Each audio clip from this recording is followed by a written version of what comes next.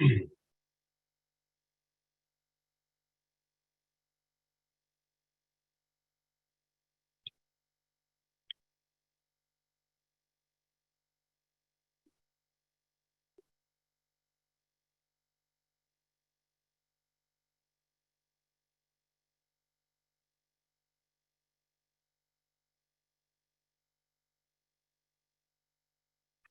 right, good morning, everyone.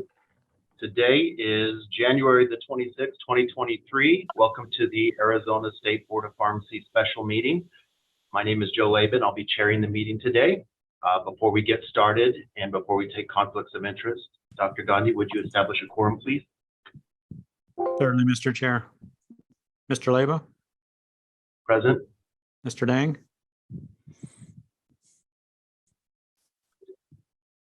Ms. Davis. Ms. Davis was having technical issues. I think she's still logging in. Ms. Lahan, Present. Ms. Walmsley, Present. Mr. Tong, Present. Mr. Thorwald, Here. Ms. Nair. Here. I'll keep an eye out for Ms. Davis, and I will text Mr. Dang to see if he's joining. Okay, thank you. All right, next on the agenda, we will do conflicts of interest. I'll just go down the line. Mr. Tong, I have none. Ms. Walmsley, One item 10E. thank you. Ms. Snare, None. Mr. Thorwald, None. Ms. Lahan, None. and then welcome, Ms. Davis. We just, we see you, we established your presence, and then do you have any conflicts of interest? I don't have any conflicts, thanks. Okay, thank you. And Dr. Gandhi, the only one missing is Dr. Dang, correct? That is correct, Mr. Chair. All right, and I do have one recusal, 9A, and it has been submitted, and it was previously submitted as well. Test. All right. What's that? Tab number 3, the last board meeting minutes. Looking for a approval of those meetings that are streamed live to YouTube. I'll make a motion to approve. I second Okay. that motion. Motion by Ms. Snare, second by Mr. Thorwald. All those in favor? Aye. Aye. Aye. Any opposed? Okay, thank you. Moving on to tab 4, discussion, consideration, and possible action on request for HDM Pharmacy LLC, a motion to appear pro hoc vice. Board members, I'll open it up to see if you have any questions. I've reviewed it, and to me, it looks like an approval. Board staff will open it up as well.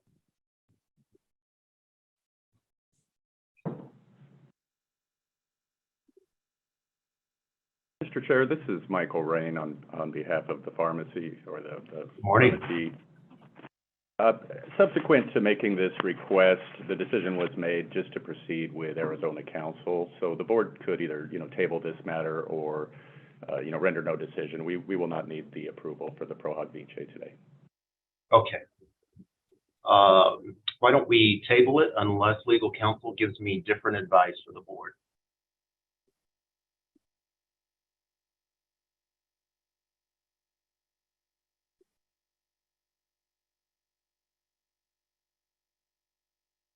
All right, we'll go ahead and table that and move on forward. Thank you, Mr. Rain. Tab number 5, discussion and consideration, possible action regarding the order for non-disciplinary fine. Dr. Gandhi, I'd ask you to open it up for me. Give me a summary. This is for RNS Solutions LLC. And just wondered what the background was on this. I do see the reading and have read it, but might help if we give just a brief history here of what's before us for the board members. Certainly. The board staff identified that RS Solutions was shipping into Arizona without an open permit. We engaged discussion with them and gave them options of appearing before the board regarding this matter, and they went with the option of non-disciplinary civil penalty. It was a pretty hefty fine. And we had board consider us not leveraging that because we felt $100 per item would add up to a considerable amount and not necessarily what we would what we would do on a consent agreement. RS Solution weighed their options and still opted to choose that form of non-disciplinary action. And I think, Joe, you and I talked about it, Mr. Leba, you and I talked about this situation, and though the fine seems pretty lofty and heavy, that was a decision that the now permit holder has made to decide to do. Okay. So you're looking for a motion to approve the non-disciplinary civil penalty? I am. Okay. Board members, any questions?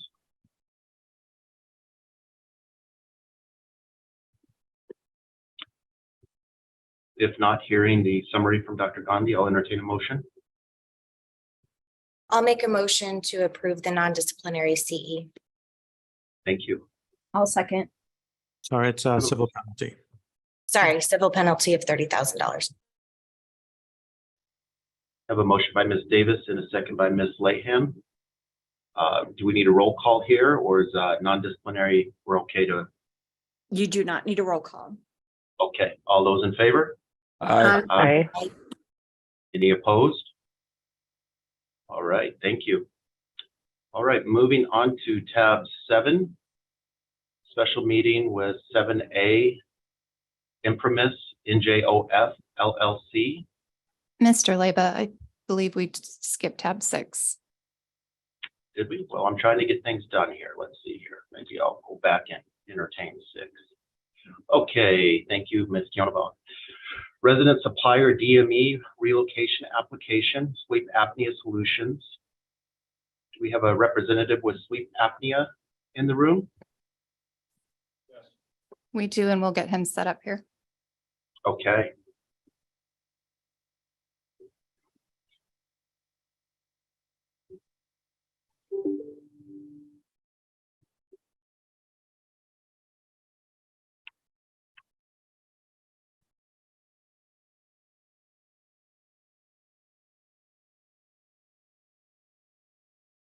Hi, this is Jerry Thomas. Welcome to the meeting, Jerry Thomas. What is your position with Sleep Apnea Solutions? I'm sorry, what? What is your position with the company? Oh, I'm the owner. Oh, okay. Mr. Thomas, what we'll do is I'll get a brief summary from Jennifer Mitchell on what's before us on the relocation application, and then we'll go to you if you would like to make a statement. Ms. Mitchell? The board considered this application at its meeting of December 7th, 2022. After review and discussion, the board requested that the applicant provide the second side of a zoning use permit that he submitted in support of his application. The board also requested that he provide documentation that the Pima County Zoning Board acknowledges that they are aware of and okay with compressed medical gas possibly being stored in a residential neighborhood. In response to the board's request, the permit holder provided a copy of a zoning use permit with special permit conditions. All right, thank you, Ms. Mitchell. Mr. Thomas, before we get the board, I know there's a couple questions on this. Would you like to make any type of statement, or do you want us just to move to questions? No, I'm totally lost here. I'm not sure what everybody wants, but you ask the question and I'll try to answer it. You got it. Sounds good. All right, so I'll open it up here. One of the questions that I have is the approval from the zoning in your area was for empty oxygen tanks. Is that correct? That was the stipulation of empty versus oxygen tanks in general?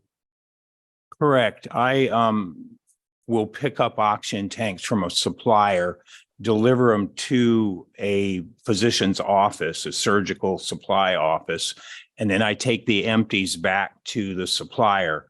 There's been times when I can't get back to the supplier to deliver the empties to them, so I will just bring them home and then deliver them the next day. So they would basically be stored at my residence until I get them back to the oxygen filler or supplier.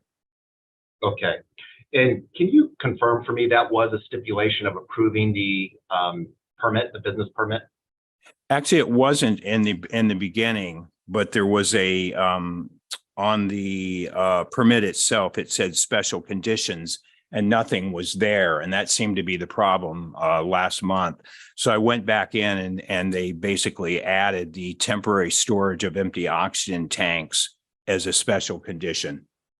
Okay, thank you. Last question for me is, board members, on page 26, it says special permit conditions. This is by Pima County Development Services. And maybe board staff could show Mr. Thomas what I'm looking at here. Temporary storage of empty oxygen tanks is permitted as part of the home occupation.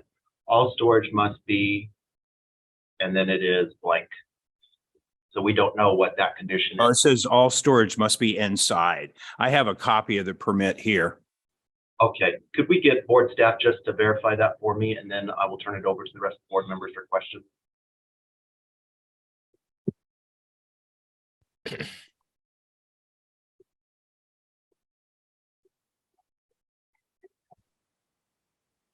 Is it clear that it's only the empties? That's what I see, Mr. Tom. Yes. This is Jennifer. So the permit provided by Mr. Thomas states that temporary storage of empty oxygen tanks is permitted as a part of the home occupation. All storage must be done inside. Okay. All right. Hearing that, and I am sure board staff will need a copy of that because it did get cut off, Mr. Thomas, on what you submitted. Board members, questions?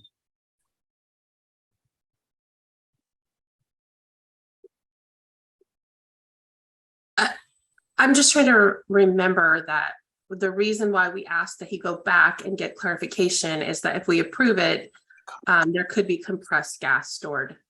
I thought that was kind of the point, and this is specifying only empty tanks. Yeah, I agree with you. It'd be my recommendation that we approve with the conditions set by Pima County Development Services, which would be empty oxygen tanks permitted as part of the home occupation. All storage must be done inside. And that goes into his approval. Okay, and then my other question was, when it comes to a home-based business like this, is the security just what security they have on their front door? Is that what we consider it being secure? I'll defer to board staff to answer that question.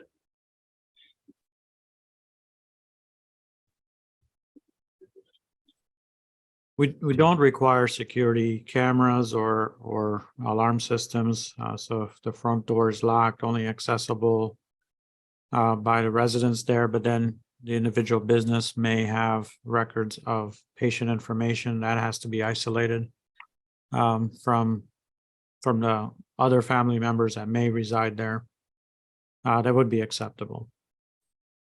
Okay, so this has already been deemed acceptable to our requirements. We further continue to have a discussion about residential businesses as far as the practice of pharmacy or durable medical equipment and stuff like that. That's an ongoing discussion. We are kind of at a crossroads where we're trying to figure out how to expand that discussion to make it set in stone versus being it so ambiguous, and the challenges we face when we have these applications before us. So difficult to answer that question today because we're still researching.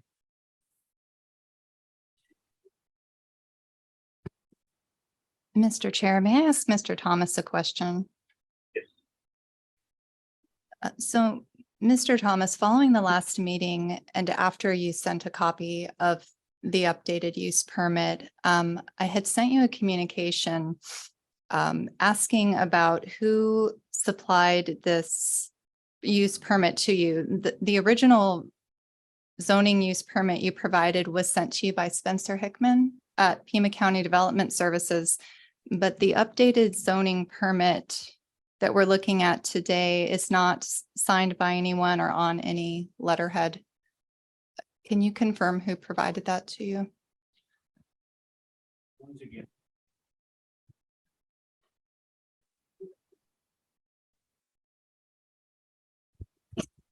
The email that he sent me with the updated.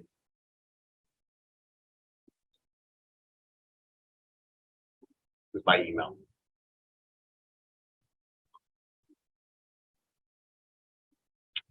Board members, any other questions? Dr. Leba, I agree with your opinion. This satisfies my concerns, and I would be comfortable making a motion to approve, noting the stipulations of the Pima County zoning. Thank you. I have a motion by Ms. Walmsley and a second by Ms. Snare. All those in favor? Mr. Chair, Aye. before we go into a vote, may I ask, just food for thought here. He is storing oxygen tanks overnight, just for the record, and I'm not sure if we have Pima County approving even storing overnight. Right now, we have something that says he can't store a filled container other than an empty container. Does that need further clarity or clarifier by the county? It doesn't to me because, and this is my opinion, when you look at the permit conditions, they could have said empty storage of oxygen tanks is permitted in daytime or business operating hours. But it doesn't say that.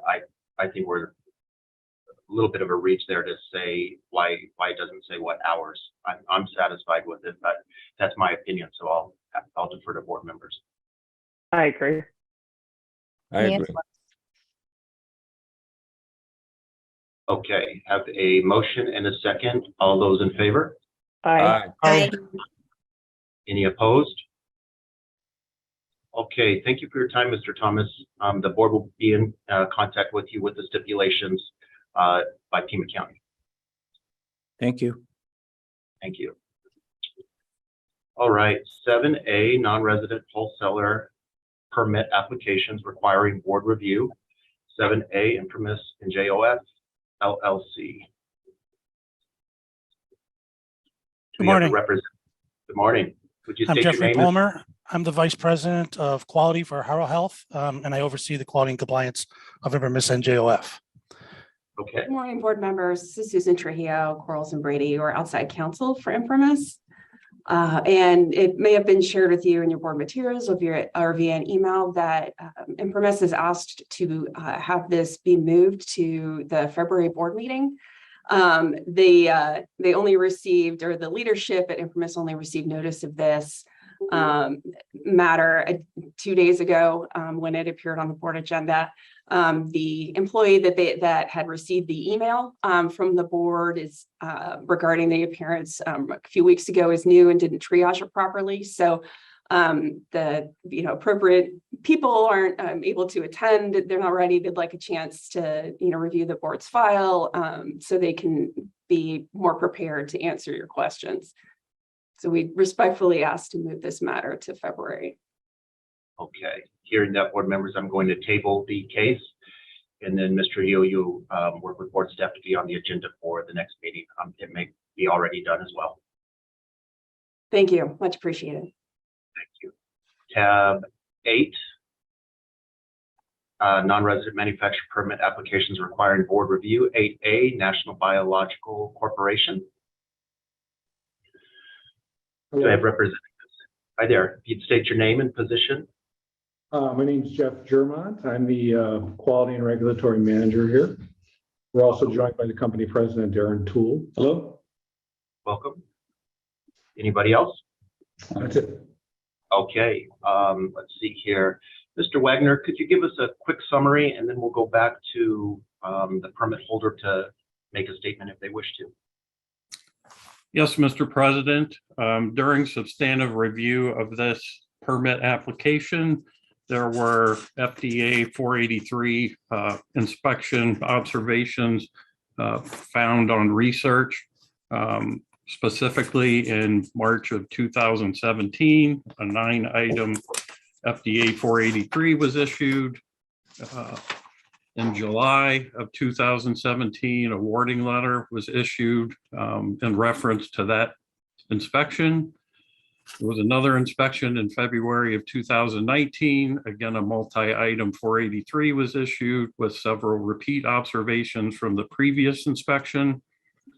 This happened again in March of 2020, another multi-item 483, as well as August of 2021. Okay, thank you, Mr. Wagner. The representatives with the permit, would you like to make a statement? Yes, 2017 predates both Darren and I's attendance at this company. When the warning letter came out in 2017, there were many. We had a very large effort to try to address everything that the FDA had found. Our procedure for doing that is issuing corrective actions, and we addressed each one and supplied responses. We had a monthly update to the FDA, and there was no other action that was taken by the FDA at that point. We do have repeat findings in each of the other years. It's not that unusual to receive 483 findings. And we treated each of those in separately. Corrective actions were applied for all of those. And once again, the FDA has been updated. I supplied our official responses that were made to the FDA to Mr. Wagner. So if you had any questions regarding those, he could let me know on that. Other than that, the company's been in existence since the 1960s. We found out in the beginning of this year that we needed to apply for a different type of license, that we weren't licensed correctly. So that's the reason that you got the application for the non-resident manufacturing. Okay, thank you.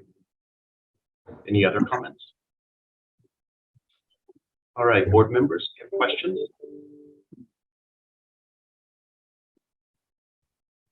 Mr. Chair, just for a record, Mr. Dang has joined the meeting. Okay, sounds good.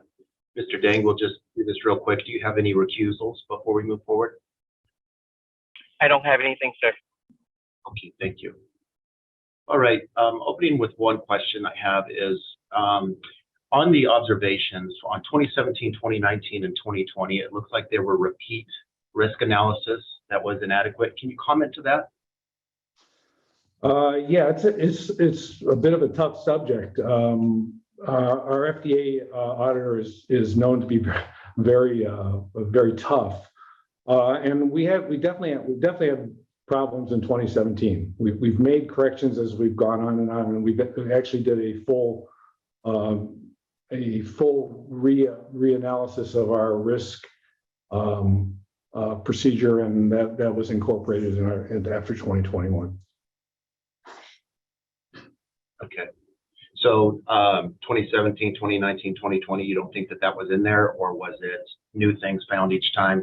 Tell me a little bit more about that. 2021, you had it. When was your last inspection? Did you have one in 2021? We had an inspection in 2021. We did not have one in 2022. And in 2021, we didn't have the repeat risk noted. Is that correct?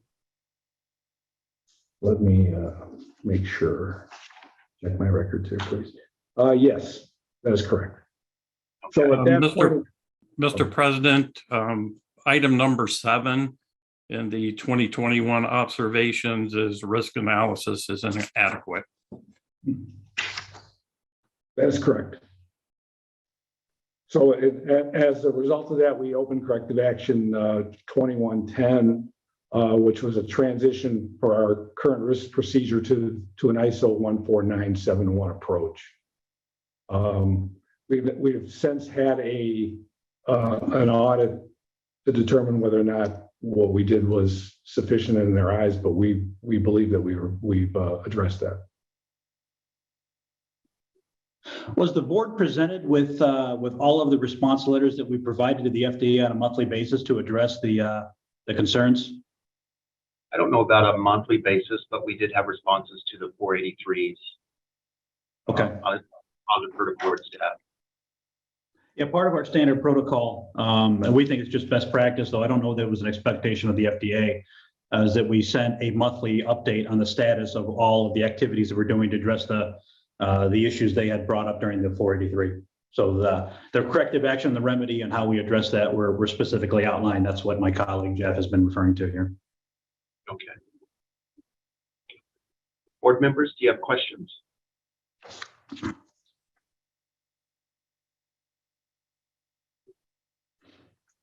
I have, excuse me, I have a question, please. In respect to what you just mentioned, Does the FDA respond to those letters when you send them in monthly? Or is that just kind of a notification? We were hoping they would. This is our first time through this. I don't know that there's an actual expectation that we provide these notifications. They expect you to address it prior to their presumably next audit. But we felt it would be best to be proactive by providing them guidance and exactly what we were doing.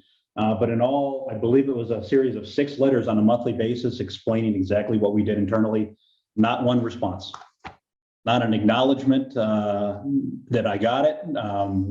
But there were 3 representatives that we were contacting at the time, and they don't respond. Okay, thank you. Mhm.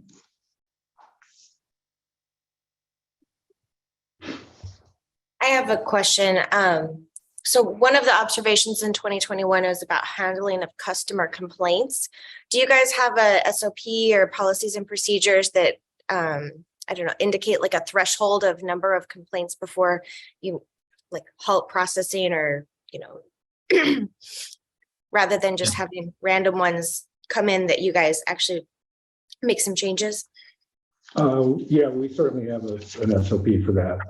We evaluate each complaint that comes in, assess the risk to each one, and we'll do an investigation on ones that are determined to be high risk.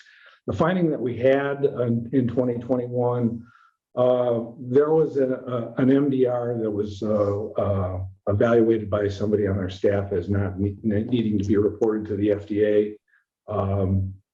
A patient had received a burn from one of our units. It was like a severe sunburn, and they were treated by a physician and given a prescription, and we did not interpret that as needing to be reported to the FDA. We've since made a correction to our SOP to make sure that we include any type of finding that required a physician intervention to be reported to the FDA. Excuse me. And remind me, I think it's in here, but I can't find it. When was your last home state inspection by the Board of Pharmacy? The Board of Pharmacy of Ohio does not inspect. They use approved teams. So we have the compliance team that comes in. We have a full inspection in 2017. We had another partial inspection in 2019, and then an RTR inspection in 2021, where they extended our DMEPO cert to 2023. So we are current as far as that goes. Okay. Board members?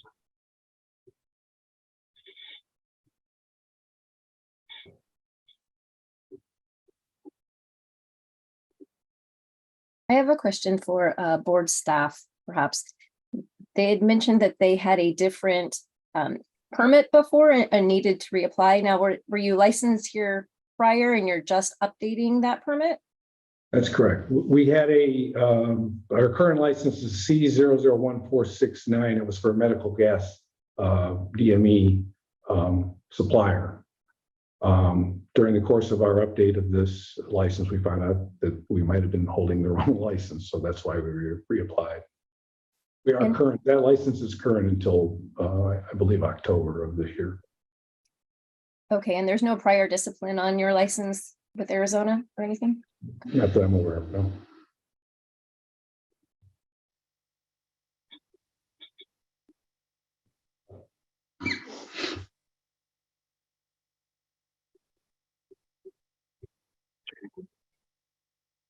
Any other questions, board members? If not, we'll entertain a motion.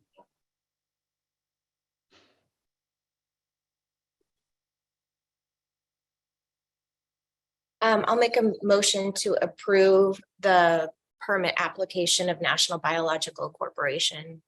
I second the motion. Thank you. I have a motion by Ms. Davis, a second by Mr. Thorwald. Any other discussion before a vote? All right, all those in favor? Aye. Aye. Any opposed? Okay. Thank you. Mr. Chairman, this is Kevin Deng. Just for the record, I'll abstain from the vote since I joined late. Thank you. Thank you. Noted. Okay, moving on to 8B, Compound Preferred LLC. Thank you, by the way. Thank you. We have representatives with Compound Preferred.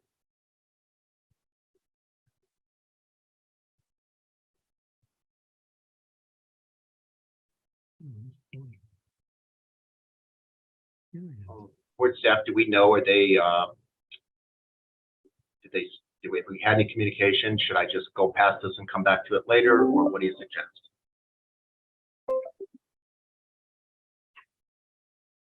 Yes, Mr. Chair, if we can revisit it later on as we move through the agenda. Okay, 8C. Non-resident pharmacy permit application, Intercept Pharmaceuticals, Inc.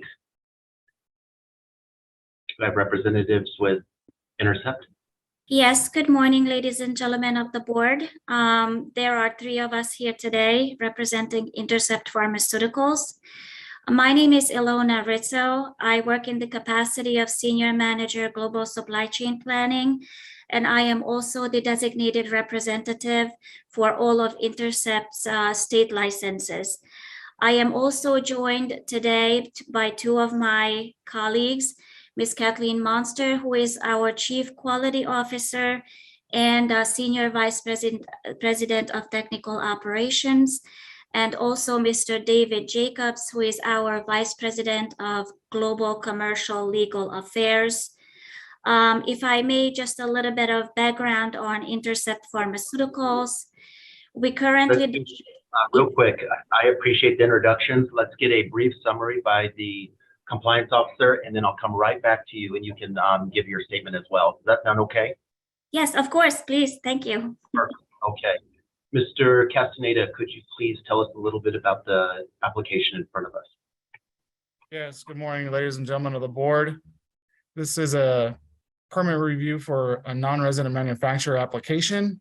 During the substantive review, I found a similar business within our database for the Arizona State Board of Pharmacy for Intercept Pharmaceuticals in New York.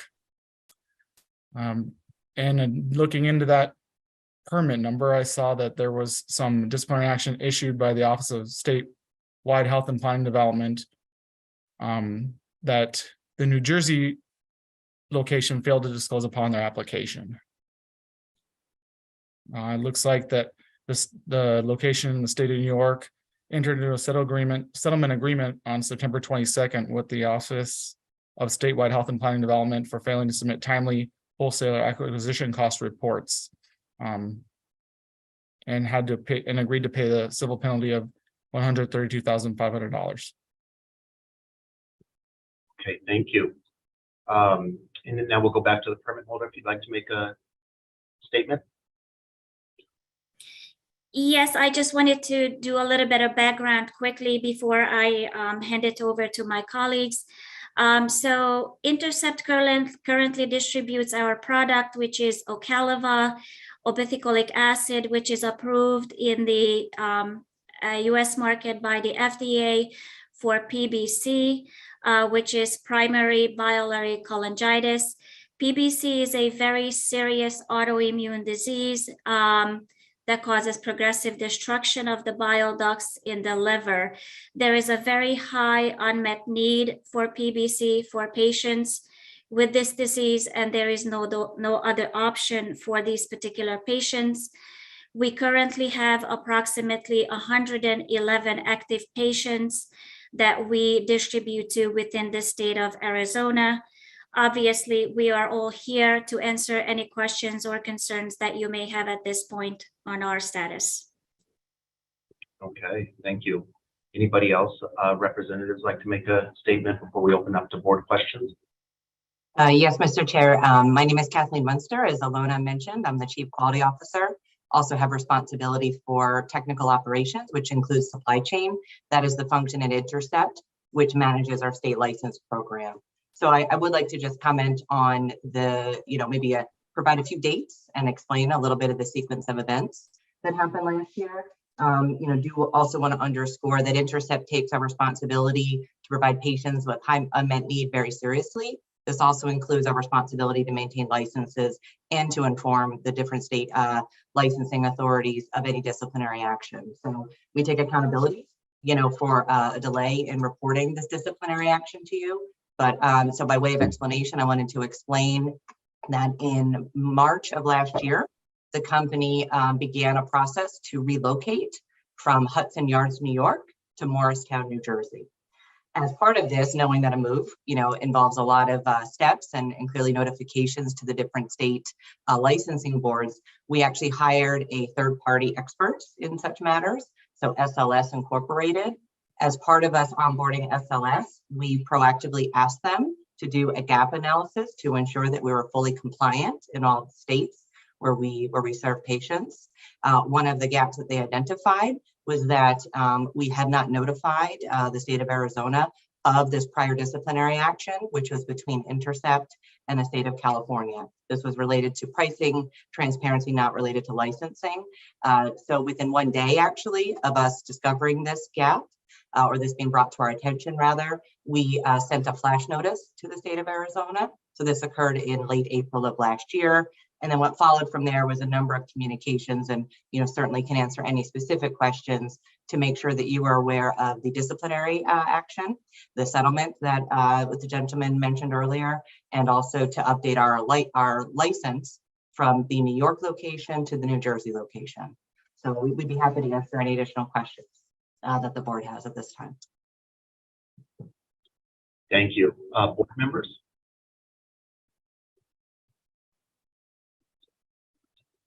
Hi, Mr. President. So the discipline in California was only related to pricing transparency, not any safety problems with your product, right? That is correct.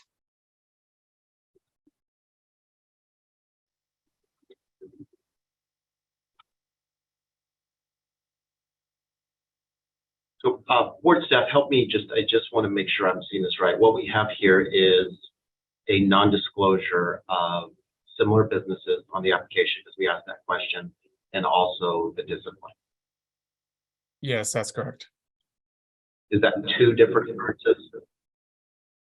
It appeared to be the same occurrence. It looks like the discipline in New York was due to failure to notify the Board of California, I believe. Okay. Mr. Leba, this is Jennifer. May I ask a question of the applicant?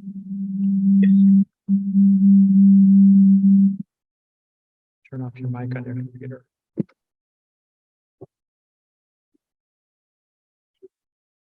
Yep, go ahead. You need to use this. One moment, Mr. Chair.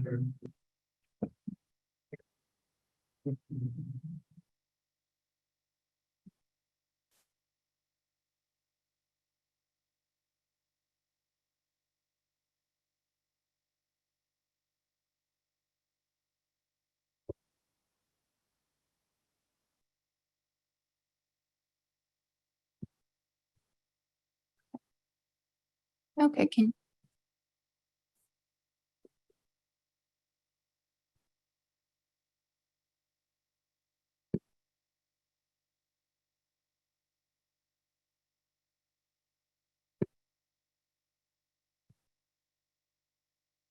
are you able to hear me?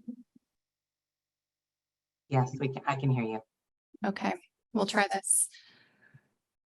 So I do have a question for the applicant. You mentioned that you began your relocation process from New York to New Jersey in March of 2022. At what point did you begin your virtual manufacturer business in New Jersey? So, so in terms of, are you looking for the specific date in which we completed the move in New Jersey? Correct. Your relocation. Yes. So the actual relocation date was captured as April 11th. So that's the date in which we also noted for our New Jersey, so the home state application, which is part of our process as well. So April 11th is the official date of the completion of the move. Mr. Chair, may I ask one more question? Yes. So have you been functioning as a virtual manufacturer from New Jersey for the purposes of servicing patients in Arizona since April 11th without a current permit for this location? So we were, and this is where I probably could use some clarification from the board, or also, our legal team.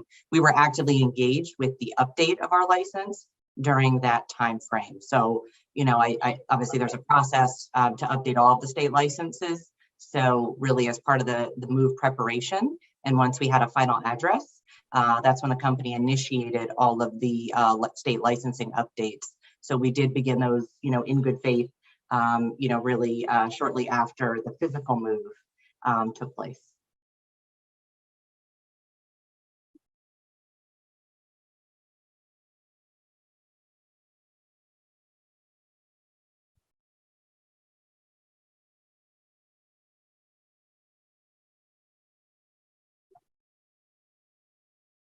Okay, so I'm a little confused by the questioning. Help me out, Ms. Kianavong. We have a non-resident manufacturer permit in front of us. Is it not the correct permit? I'm trying to understand if business has been occurring from this location without a permit.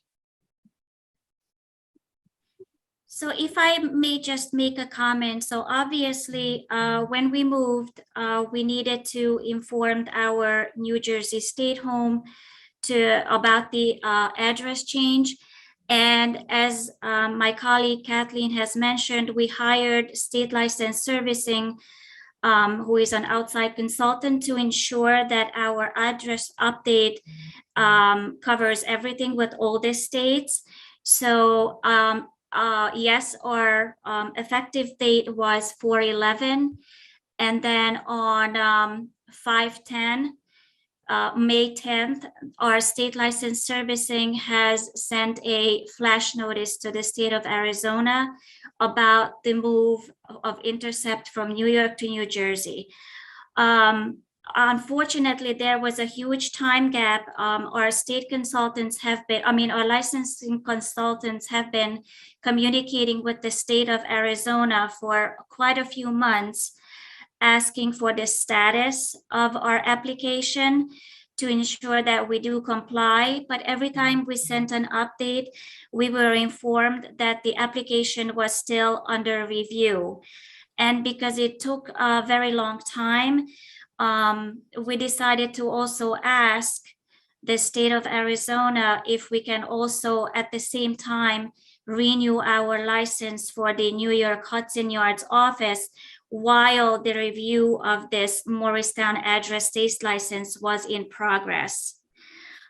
So we were told by the state that yes, we can update and renew that particular license. So at least that license is active.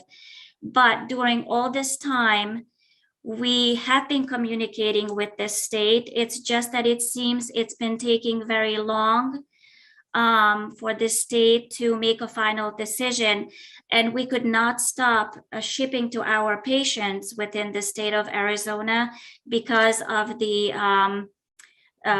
disease state that these patients are in. So I'm assuming we were compliant by keeping the communication going between Intercept and the state of Arizona.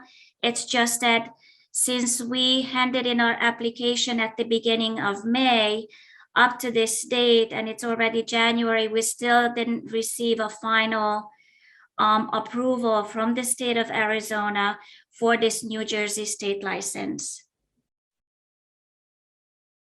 I don't know, does that explanation help? Well, I'm a little confused because just because you're communicating with the board doesn't give you the green light to function and perform business within the state on a permit you don't have. It just doesn't matter. Your intentions could have been to keep them informed, and thank you for that. However, if we have the wrong permit in front of us, that's what I need to get to the bottom of first, and then I can kind of move forward. I think, Mr. President, if I may clarify, they had an active license in New York, I believe. And I think the assumption was that they could move that active license to New Jersey, which is a different state, and the requirements to have a license in New Jersey requires a New Jersey permit issued by the Board of Pharmacy there. So that license cannot be moved from one state to another. Correct, and all this was in place simultaneously, which I imagine added to, some of the back and forth correspondence that Alona mentioned with the Board of Pharmacy in Arizona. So they believed that they could continue to operate on their New York permit while they were seeking the New Jersey permit for the change of address, essentially. That's correct. And as my colleague mentioned, this is a product that actually there's a high unmet need. There is no alternative. So the alternative would have been actually taking patients off of a drug which they have to take chronically. So that certainly wasn't something that we would have explored as a company. I don't understand though, if you don't have a home state, how you even qualify for a new permit here. Board staff? They hold a permit currently in No, their home state. They moved. In the state that they moved to, they didn't have a home state permit, is what I just heard. Is that not But to correct? complete this application, they did, but it wasn't complete until I believe August. That is correct. So these were all going on simultaneously. So we did get, and Alona can help with the date here, because the state of New Jersey wanted to come and do an inspection, and then the license was finally issued in July. And then those updates were provided through the course of our application. Alona, did I miss any key dates? No, you did not, Kathleen. Yes, we needed to have a state inspection which took place in our New Jersey location on June 15th. And following that, we did receive our home state license on July 6th, 2022. And Arizona was made aware of it. Jennifer, I think you indicated August of 2022. I don't know exactly when it was received. It was uploaded in our system in August. Okay, so the application date of May 19th is technically inaccurate because the application was not complete until we received New Jersey's home state permit, which would have been late July, early August time period. So if I may comment here, so on May 19th, the application of the new address was sent to the state of Arizona. And following on 8/17, after we received our New Jersey license, we did submit that New Jersey license to the state of Arizona. So I think my point, Mr. Chair, is we can't take any action until the application is complete. And that application wasn't complete until August 17th, when we uploaded that into the database, is when that application complete, right? So to state that we submitted in May 19th and haven't heard back, and it's been such a long time, we're talking about 3 months. That was not of the board staff's fault, but we just couldn't do anything because the application wasn't complete at that point. So the timeline really starts August 17th. So we're about, what, 4 or 5 months after that date, which may or may not be in line because this required a board appearance. Thank you for that clarification. Can I clarify? So while you're waiting to get approved, you're shipping into Arizona, you're shipping medications into Arizona. We'd have to check the specific shipping records for that time frame, but we didn't have a hold on shipments, for example. But we would have to verify actual supply chain records if you wanted that level of detail. But in theory, the answer is yes, in theory. I just don't know, I want to answer accurately because I don't know if what orders, if any, were fulfilled in that time frame. What we do know is there are about 100 patients, 111 patients who actually take the medication, but we would have to confirm if they received it during that time frame. 111 in Arizona or 111 globally? 111 in Arizona. Before you ship, what's your standard practice of knowing if you can ship into that state? Mm-hmm. So the standard practice from a quality assurance standpoint is you would look at the quality records themselves. So, that would be based on the manufacturing And then the state licensing activity that we're talking about here is essentially something that happens that goes on in the background. It's not I would say, a routine practice that people would check licensing status. And again, I think probably part of the misunderstanding on our part was that we understood that the application had been submitted and was under review, and we're not aware that that would preclude us from any activities. But again, checking licensing for each jurisdiction is more of a background activity versus something you check on a per batch or per shipment basis in any company, not just Intercept.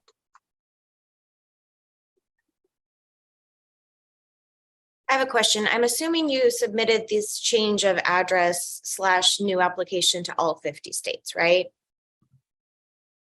Alona, can you confirm that, please? Yes, yes. As we were going through it, yeah, it took a while to get it to all the states, but yes. And I would assume that all 50 states have slightly different procedures in place to do that, different timeframes, right? That is correct. Did you have any other problems or states that questioned you shipping into that state in the interim while the applications were being reviewed and updated? Alona, can you confirm that? Have we received any other inquiries? Yes, there was one inquiry from the state of Utah, I believe. They also mentioned that we were delayed with they were not concerned we were shipping, but delayed with the application of the new address. But we explained to the state of Utah that as a risk mitigation, we hired our state consultants to work with us to bring Intercept into full compliance with all of the states. And that investigation was completely closed without any issues. Yeah. And when you hired SLS, you did that in, I don't know, March, April of last year, or was that after the Utah question? Oh, it was way before. It was mid-March of 2022 when we onboarded them. Yes. And they are experts in state licenses and helping you. Exactly. Yes. Apply and move and update those, right? Exactly. Yes. I don't have any other questions.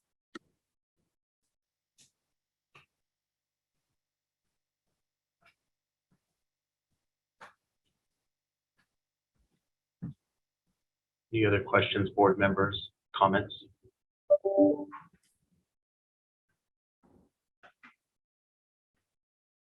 Mr. Levitt. This is Jennifer. The Utah citation is on page 601 of the board book, and there was a citation that included a fine that was paid. I just want to be sure the board members are aware of that. Thank you. I'm confused on this one because I feel like we have two issues at hand. We've got the non-resident manufacturer permit in front of us, and then we have the cloud of confusion of did they even have a license to ship in the business model that they were doing when they did it. So I almost think that board staff, we need to go back to the permit. We need to come back to the table with updated information and what's in front of us. And that needs to be added to the type of permit that we're going to approve. Now, it is a very rare medication. I'm understanding that. And can you go on record confirming that you're the only one that produces this medication in industry for patients in Arizona? Yes, so the product that we have is called Ocaliva. It is obeticholic acid, and it is currently the only treatment for patients with primary biliary cholangitis. So it's the only treatment, but are you the only ones who produce it? Only ones that are shipping it out? To my knowledge, yes. Okay. Within the United States, I should be clear, it's within the United States. Rights outside of the United States are handled by a different company. Mm-hmm. And that's kind of my take on it, board members. I don't know how we move forward here without advice. So Dr. Leva, I see it a little bit differently. So I think there is a confusion. So they moved states, so it's different than a traditional change of address, right?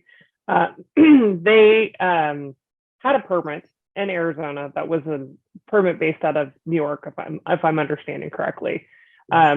They couldn't necessarily just apply for a change of address because they moved states. So they had to apply for a new permit, is my understanding. So they assumed that while their license was pending in the state of New Jersey, which they had to move in order to get the new permit because they had to be able to be inspected, that they could continue to operate in good faith under their New York permit. So I think they were like the timing of it just doesn't work. So I don't know that they didn't have a permit. They were kind of permitted at the incorrect address, but because they were moving states, at least this is the way that I'm rationalizing it.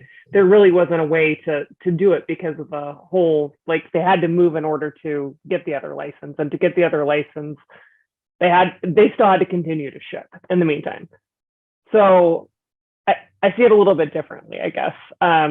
It doesn't seem like it was done like 100% correct, but I don't know that I think that there was any bad intent here to serve patients, or that they believed that they were doing anything inappropriately. Here's where I question that though. You don't have to move and start shipping. You can continue from your base pending your application approval in the other state. So there's really not confusion to me. I mean, I would know if I was licensed and permitted in a state or not that I could ship, period. So I would know the difference between New Jersey and New York. And then board staff, I just need clarification. Do we have the right type of permit in front of us? If we do, if we could just say yes, then I can move on from that. But you Mr. don't Chair, have to we move do in order to have, get a permit. we do have the right type of permit that we're discussing, yes. Okay, thank you.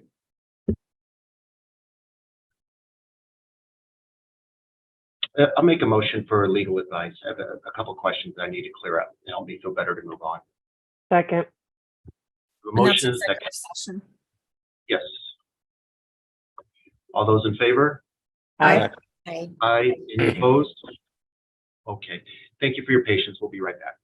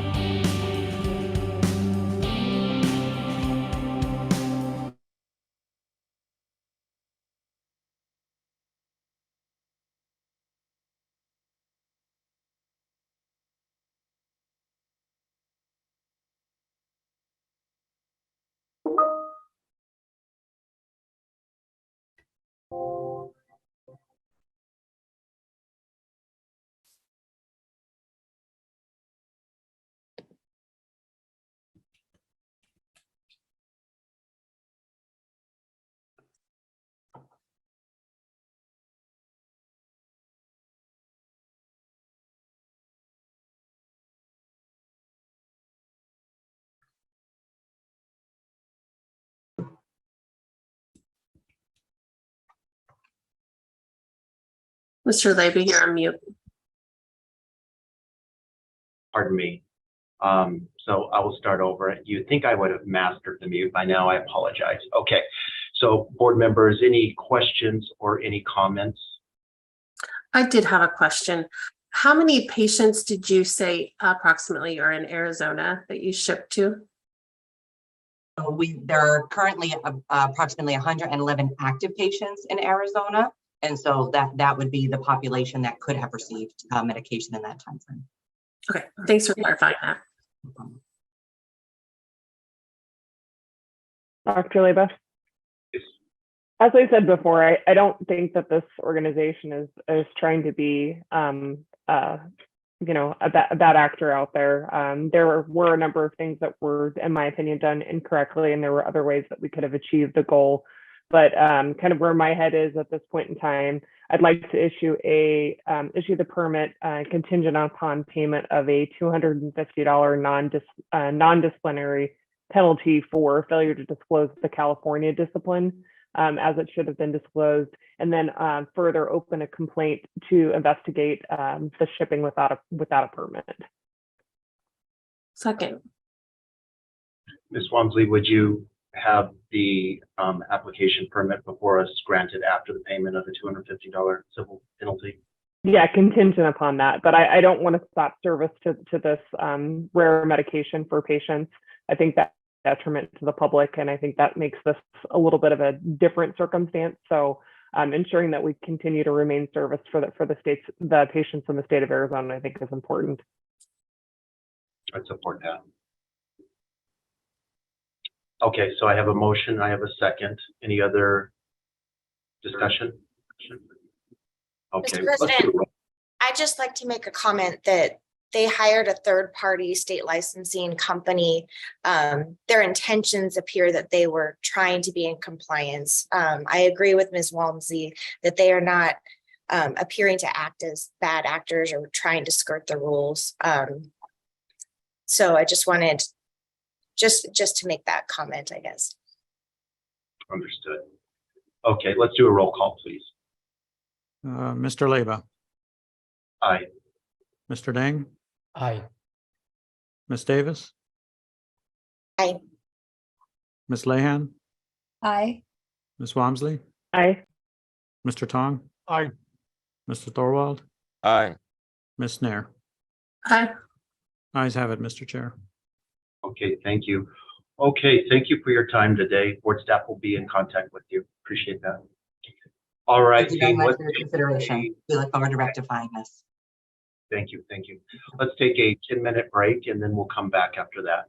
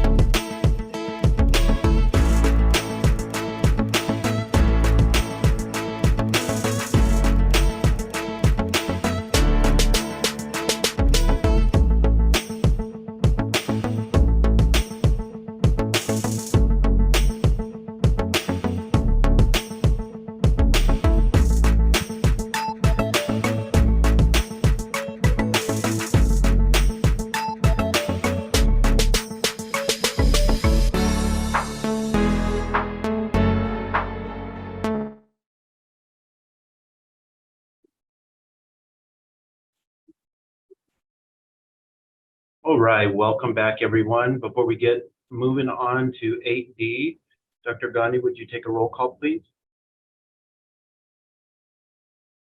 Mr. Chair, I can take the roll call. Okay, All right, Mr. Leba, present. Ms. Walmsley, Present. Ms. Lehan, Present. Mr. Thorwald, Present. Ms. Davis, Present. Mr. Tong, Present. Mr. Dang, Present. Ms. Snare. Here. Okay, thank you. All accounted for. Thank you. Tab 8, non-resident manufacturer permit applications requiring board review. 8D, ALK-Abello Inc. Do we have representatives for the permit? Yes, I'm Ashley Jordan. I'm the state licensing manager here at ALK and the designated representative. I'm Stephen Haynes, the Director of Regulatory Compliance for ALK-Abello Inc. Welcome. Mr. Wagner, could you give a brief summary of the case, and then we'll go back to the permit for a comment as well? Yes, Mr. President, for this application during substantive review, there was a 483 discovered from October of 2018 with 2 observations. However, I would like to clarify that for this particular manufacturer, they have 1 registration for a campus, which includes a manufacturing facility, a warehouse, and a repackaging facility. The 483 was for the manufacturing facility. This permit application, however, is for the repackaging facility. Additionally, they did disclose 3 disciplines. One received in New York for not registering a new wholesale pharmacy. The additional 2 disciplines were from Alabama and Maine for failing to timely report the discipline in New York.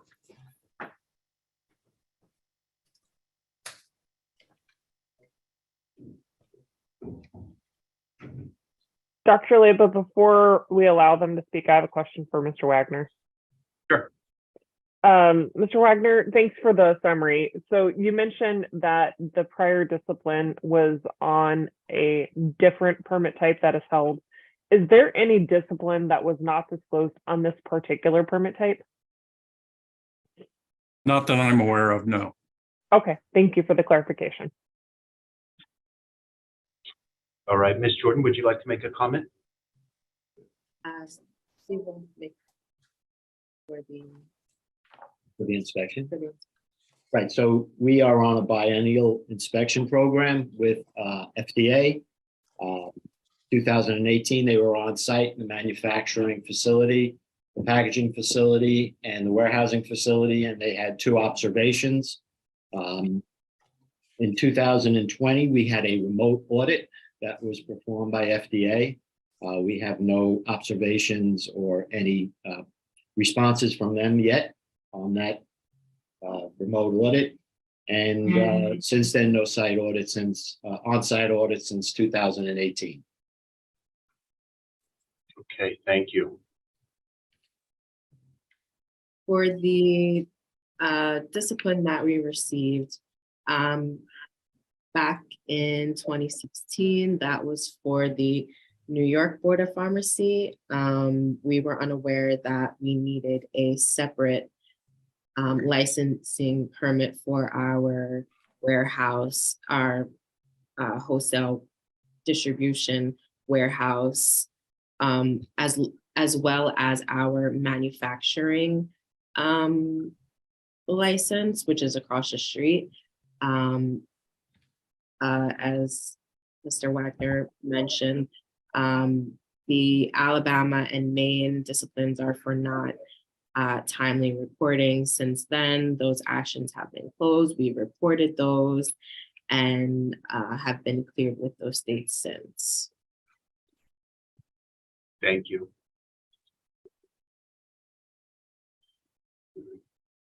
Board members, any other questions?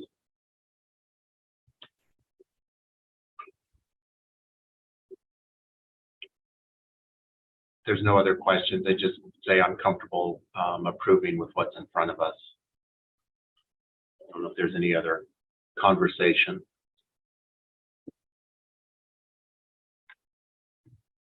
Mr. President, I agree with you. Sorry. Thank you. I'd make a motion to approve the permit application. Second. We have a motion and a second. All those in favor? Aye. Any opposed? Okay, thank you for your time today. Thank you. Have a good day. Have a good day. 8E, Philips Image Guided Therapy Corporation.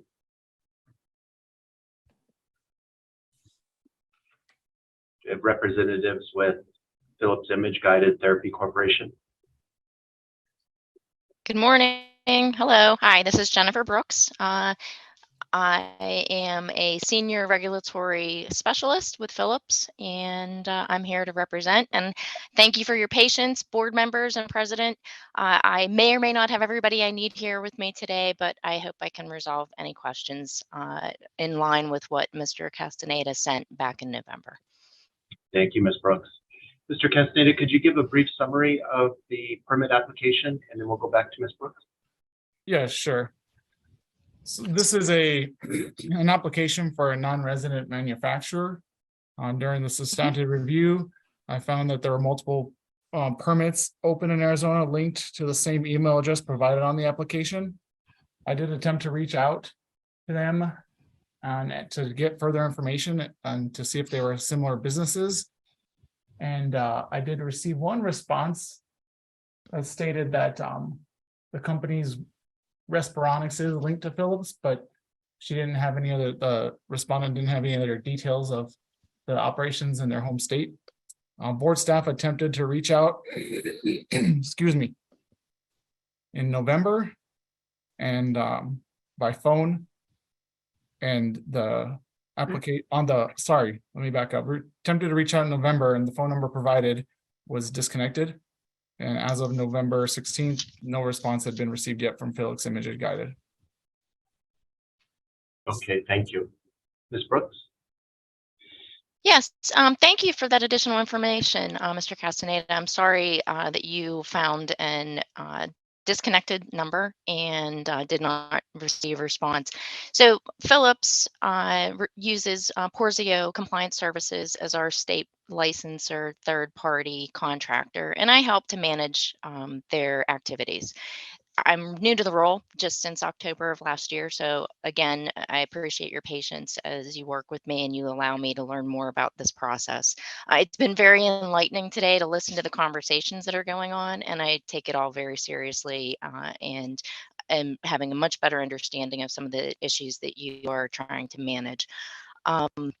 So regarding the inquiry, Mr. Castaneda, I think you received a response back from Heather Henry from Porzio Compliance Services indicating that the licensed or the additional like businesses that she listed on the application were the ones related to that separate business entity, Image Guided Services, Image Guided Therapies. And the additional ones that you found, we use a centralized email address and mailing address for all of our licenses for all of Philips, right? Because that way they're centralized, they're cataloged, they're scanned, and then they're sent out to each of the facilities. Because as you can imagine, facility staff changes more frequently, and we can keep a better eye on how licenses are received. So that's why you see the relationship. Some of those other entities are in fact cousin companies or sister companies, but Image Guided Therapies has, 3, I think, that were listed on the application. If we're doing that incorrectly, I need to know that. So I think Heather asked for clarification on what you consider related businesses or similar businesses, because we'll be happy to make those changes going forward. However, I think the licenses we hold in the state of Arizona date back as far as 12 years. And Porzio has been managing our applications for those years. So again, this could be something that's a new enforcement that they aren't aware of, or we're doing it wrong, and maybe it's just been recently identified. So I hope that that helps explain my position right now. And if I need more people to get involved and engaged, I'll be happy to do that. But we may have to defer to the February board meeting because I'm here alone today. Okay, thank you. Yeah. So, Mr. Castaneda, how many do we have that were disclosed? 3 on the application, and the 9 are in the family of business? Yes, I believe that's correct. Okay. Well, the 9 that are listed are all, I think, linked, Mr. Castaneda, through Beth Rogers' email address, right? But we actually have more than that. We have more businesses that, have Arizona state licenses. So I'm not sure if maybe the database just picked up on Beth's email address for all of those. But again, we have separate legal entities. So Philips Image Guided Therapy is one group, but then there's other groups as well, like Spectranetics or Volcano. They all are separate legal entities with different management structures, different different financial structures. So that's what I think we need clarification from the board on what are similar businesses.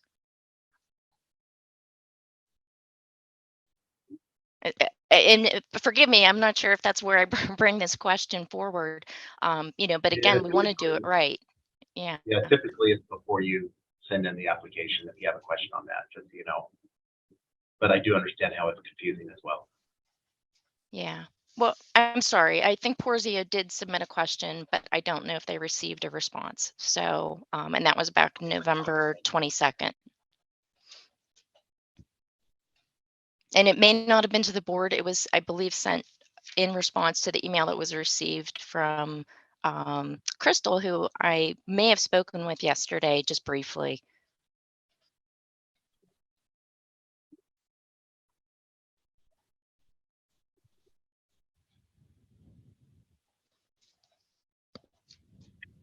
Okay, thank you. What, Mr. Castaneda, what does the application ask about ownership? I'm trying to find that question. I'm on page 712, but I'm not seeing where it asks about disclosing other businesses, just to see if it is what the wording is.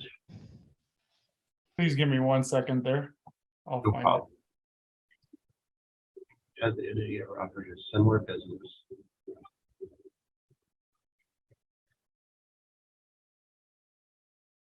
So maybe it's on page 713, is that right? Has the entity ever Yes, that's operated where I see it, yes. in any other state or jurisdiction? Yes. Provide the location of each similar business. And you said yes, and at that time we disclosed 1, it looked like. And you're saying there's how many permits in Arizona, Ms. Brooks?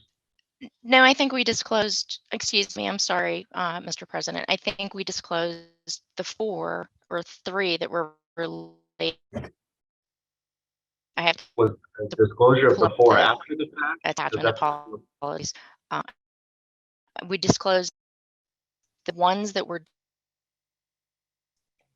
directly related to that separate legal entity, Image Guided Therapy.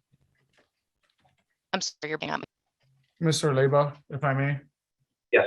I believe that the list of similar businesses they discloses on page 720.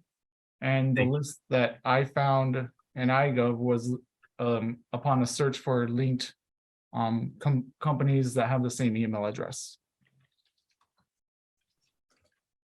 Gotcha.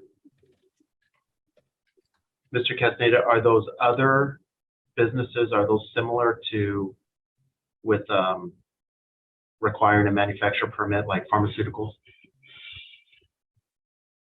It looks like the other businesses have manufacturer permits. One has a wholesaler permit and one looks like it might be a DME CMG permit. Okay. Okay, board members. So it looks to me that you disclosed all the image guided therapy facilities, but not of any of the other companies operating under the Philips corporate umbrella, because your understanding was similar businesses were businesses that did image-guided therapy, correct? Correct. And we have interpreted it as, separate legal entities, right? That are all under the same mother company, which would be image guided therapy. Because if you go further up the chain, of course, we have many different companies. And yes, we have many different licenses in the state of Arizona. So Are they all subsidiary companies or are they under the same corporate umbrella?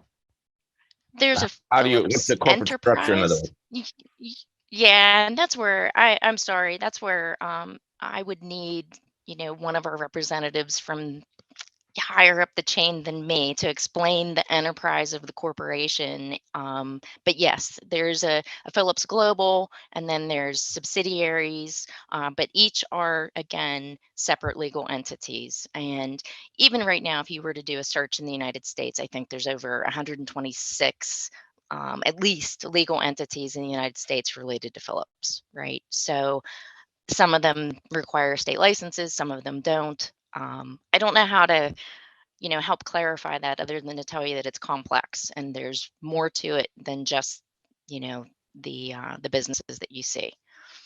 So the related companies you currently have are totally different. And I mean, as far as being a corporate entity, they're not part of your corporate entity. Is that correct? For image guided therapy, correct. They have a separate legal entity. They have a separate management structure and a separate financial structure. They do roll up into an enterprise wide, which would be our global company, but they are their own unique functioning group. They may even have their own separate quality management systems and things, listening to previous conversations. Yes, of course, they have separate FDA establishment registrations, et cetera. So. Thank you. My pleasure. I see this as an attempt to be in compliance. It gets really complicated and legal when maybe you need to weigh in on what we would be comfortable with with disclosure in the future. But I would be okay with approving it with the understanding that we work with legal to clarify the future disclosures.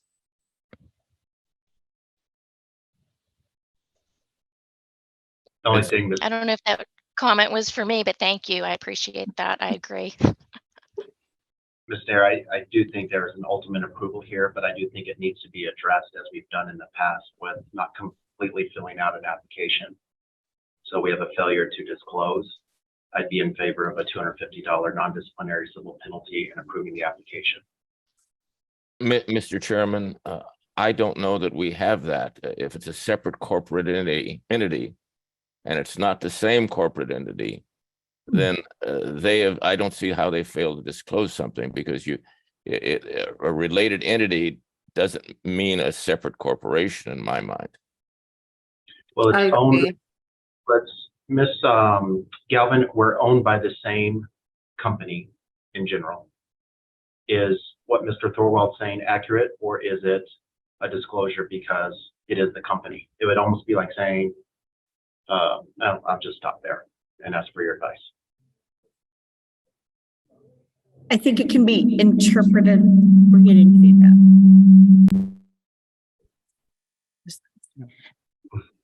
I think Mr. Thorwald's suggestion is reasonable. I do think that given the complexity of the structure, it could be interpreted, a number of different ways. But I do think for Mr. Thorwald's interpretation is one that the board could accept.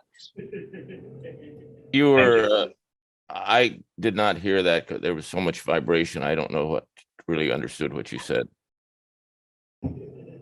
In summary, I stated that I believe your interpretation is a reasonable one and one that the board could accept. Thank you. Having heard that, Mr. Thorwald, I'll support your thought as well. Well, given that, I don't see any fines or I don't see how they've violated anything at this point. I think it's the confusion here is the single email that they are having for all of their corporate entities and the lack of being able to, their phone number, we should have been able to reach it. But if it's for a separate corporation, that corporation wouldn't necessarily respond unless it's a universal phone number, like they have a universal email. If that is correct, I would recommend to them that they clean that up a little bit so they have better response from that single phone number and that single email, and that they notify our board and other boards that they are doing that, so there isn't that confusion in the future. Okay. Did you have a motion? I move that we accept that. Let me rephrase this.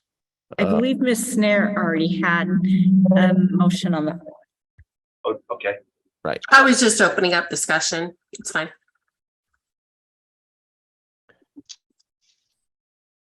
Go ahead, Mr. Thorwald. I need a little help here. What would I'm having trouble hearing Ms. AG Galvin. I get this vibration, noise, and the reverberation, and I can't understand what they're saying. I can restate. She thought that I had already made a motion. I said I was just bringing it up for conversation. So if you want to make a motion, go right ahead. Well, and I'm not sure how I should structure the motion, so let me put it that way. I think that we there should be no fine. I think that in any of this, and that they a permit application should be approved. There you go. Perfect. Perfect, Mr. Thorwald. I'll second. I have a motion and I have a second. Any other conversation? All those in favor? Aye. Aye.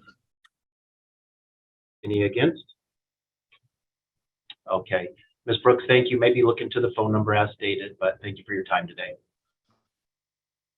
Yeah, no, thank you so much for the opportunity to bring my question forward as well, and for your support. I really appreciate it, and we'll make sure we get that stuff cleaned up. So thank you. Thank you. Okay, board staff, that takes us to the end of 8E. Any, before I move on to 9, should we go back to anything that needs clarification or to be heard in 8?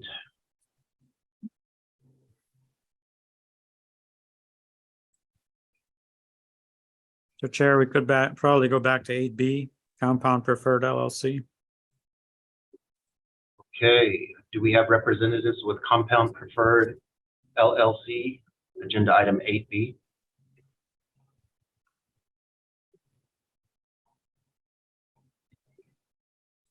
Okay, moving on, I will ask Ms. Walmsley to take over tab 9, renewal applications requiring board review, 9A, Chevreau LLC, resident independent pharmacy. Thank you, Mr. President. Board members, we have a resident pharmacy permit application renewal for Chevreau Pharmacy. Ms. Canavong, do you want to give a brief summary? And then I believe we have perhaps legal counsel on for the permit holder. Certainly, Ms. Walmsley. On October 26th, Chevreau LLC submitted a resident pharmacy permit renewal application. On its application, the permit holder disclosed disciplinary action in Iowa and a denial in California. The disciplinary action in Iowa involved a settlement agreement and final order in which Chevreau was cited for failing to have a pharmacist in charge and failing to submit timely applications for changes in pharmacist in charge. They were ordered to pay a civil penalty in the amount of $2,500, undergo a site inspection within 12 months, and pay additional civil penalties based on any deficiencies the board identified during its inspection. On February 1st, 2022, the California Board of Pharmacy denied an application for Chevreau's non-resident pharmacy license. The California Board of Pharmacy issued 2 causes for denial, including discipline by a licensing board. Specifically, Melanie Beauchamp, owner of Chevreau, had her license to practice law in the state of Arizona suspended for a period of 24 months. She was ordered to pay restitution as well as costs and expenses. The second cause was unprofessional conduct. Ms. Beauchamp admitted to engaging in conduct involving dishonesty, fraud, or deceit. The expiration date for Chevreau has been extended beyond this meeting to allow the board to consider this renewal application. Thank you. Thank you, Ms. Canavong. Before we move forward with a statement from the permit holder, just a point of clarification. So these disciplinary actions were disclosed by the permit holder on their renewal application, correct? Yes, that's correct. Okay, thank you. Who do we have on the line for Chevrolet Pharmacy? Hey, good morning. My name is Paul McGoldrick. I'm a lawyer here in Phoenix, and with me I've got Melanie Beauchamp. To assist in any questions you might have, I should disclose that I represented Ms. Beauchamp before the state bar, and those proceedings took several years. They were quite complicated, and Ms. Beauchamp and I worked well with special bar counsel to answer any questions or concerns the bar had, and we entered into an agreement that was ultimately, the agreement was entered into in December of 2020, but it was formalized by the state bar in February of 2021. Ms. Beauchamp was suspended for 24 months with the stipulation that she is eligible for reinstatement. Presently, she has no intention of restating her bar application because she is devoting full-time efforts to the pharmacy that she owns. And it's a compounding pharmacy that does not dispense any controlled substances and only dispenses non-controlled drugs, over-the-counter, and sundries. Well, that's generally my background. Is the reason I was asked to attend, I believe, is to address any questions you might have with respect to the state bar. The Iowa issue, there was a settlement agreement. There were some issues about whether or not there was a pharmacist in charge.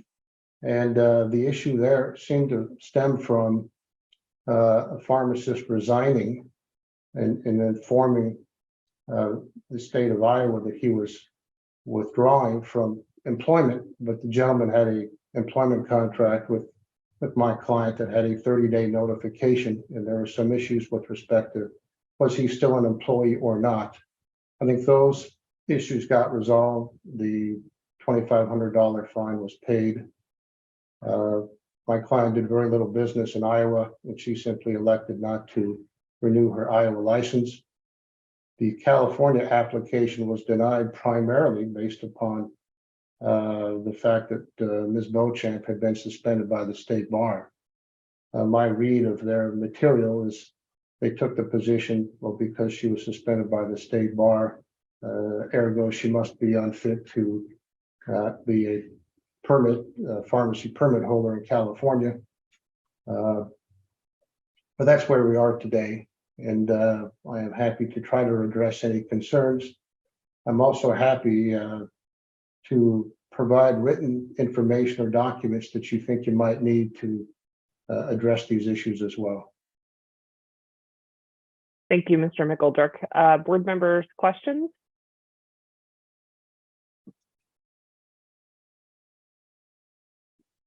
Hi, it looks like you wrote to California to have them reconsider their denial of your license. Did they respond to that ever, or has there been an outcome? I did not, but there was a request, basically an administrative appeal, and California denied that. So presently, there is no California license. It was never issued, and that's where we are. And I should mention that my client holds 17 licenses in other states.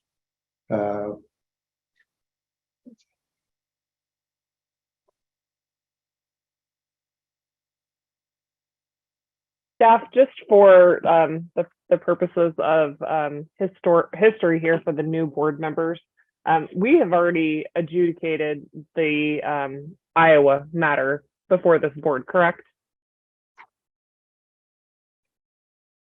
I can respond to that if you'd like to get a little history. Yes, Mr. Hyper, thank you. Yeah, that we had I guess the case that preceded that, Iowa probably had a similar complaint. Ours was under board case 21-0119. And initially, the board voted or approved a $1,000 fine to be imposed. And then there was the following board meeting or the one after, I can't remember which one after, but there was a follow-up request from council to reconsider, and the board, after that presentation, dismissed the fine.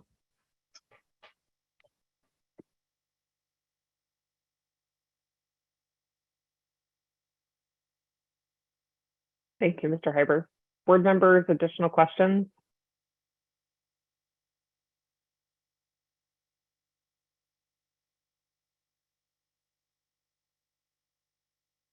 I have a question. Has there been a recent board inspection since all of this was discussed at when it was prior adjudicated? No, ma'am, there has not been. The last one was October 15th of 20. There were 4 violations issued, and the permit holder responded to each of those violations. They're on the rotation to be inspected again this year. Okay, thank you.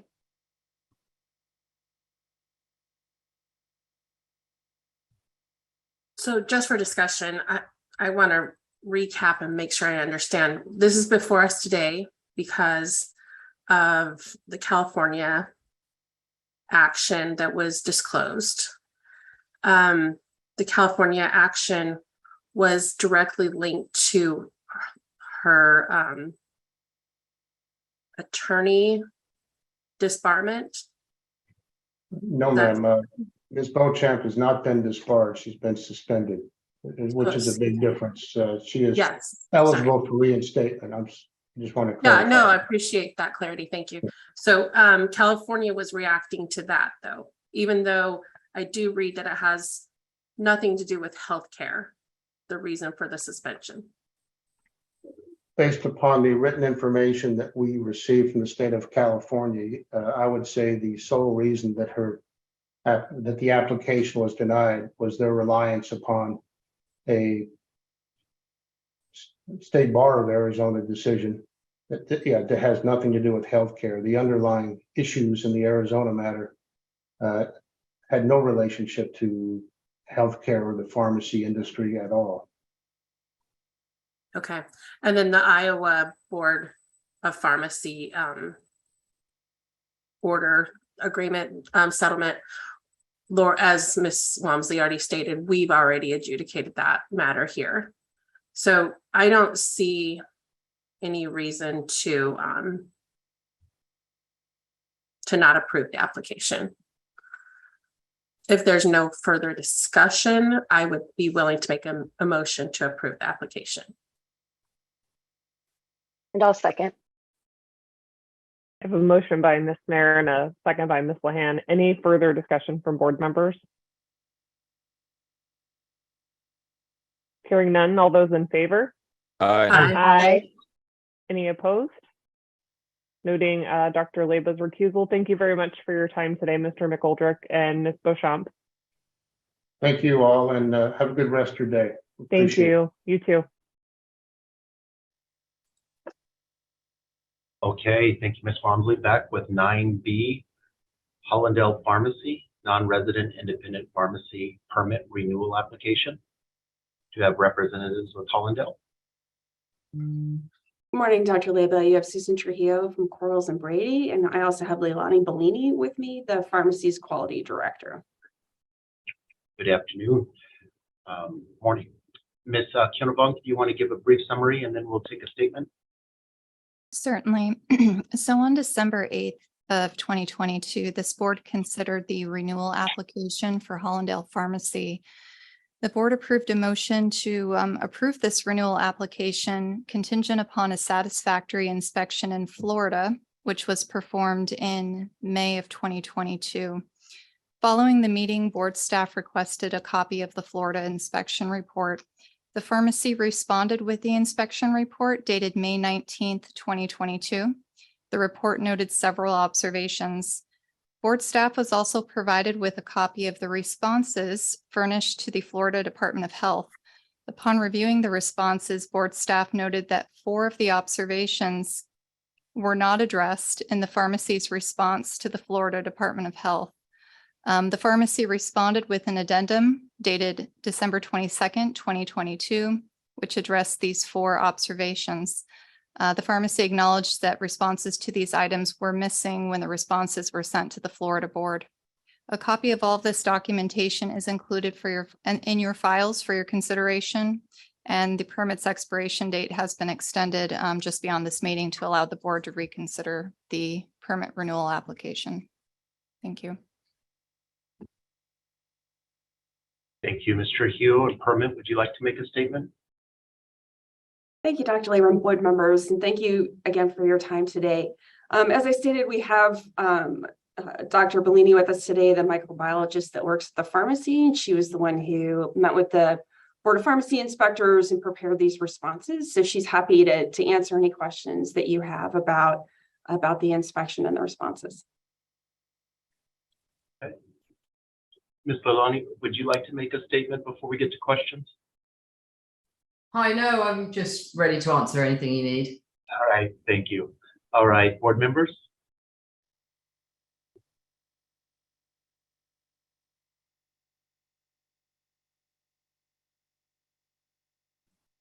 Any sterile compounding inspection is complicated, and inspection is ever going to be perfect, but it looks like that you guys have responded to the observations that were made by the inspector pretty completely. I don't really have any big concerns about any of the observations, so it would be my opinion to approve the renewal. I agree. Second is Kevin. Okay, Ms. Davis, was that a motion? Because it sounds like we have a second. Yes, I'll make a motion to approve the renewal. Okay. Mr. Dang, second. Yes, sir. All those in favor? Aye. Aye. Any opposed? Okay, thank you for your time today. Thank you very much. Thank you. 9C, HDM Pharmacy, LLC.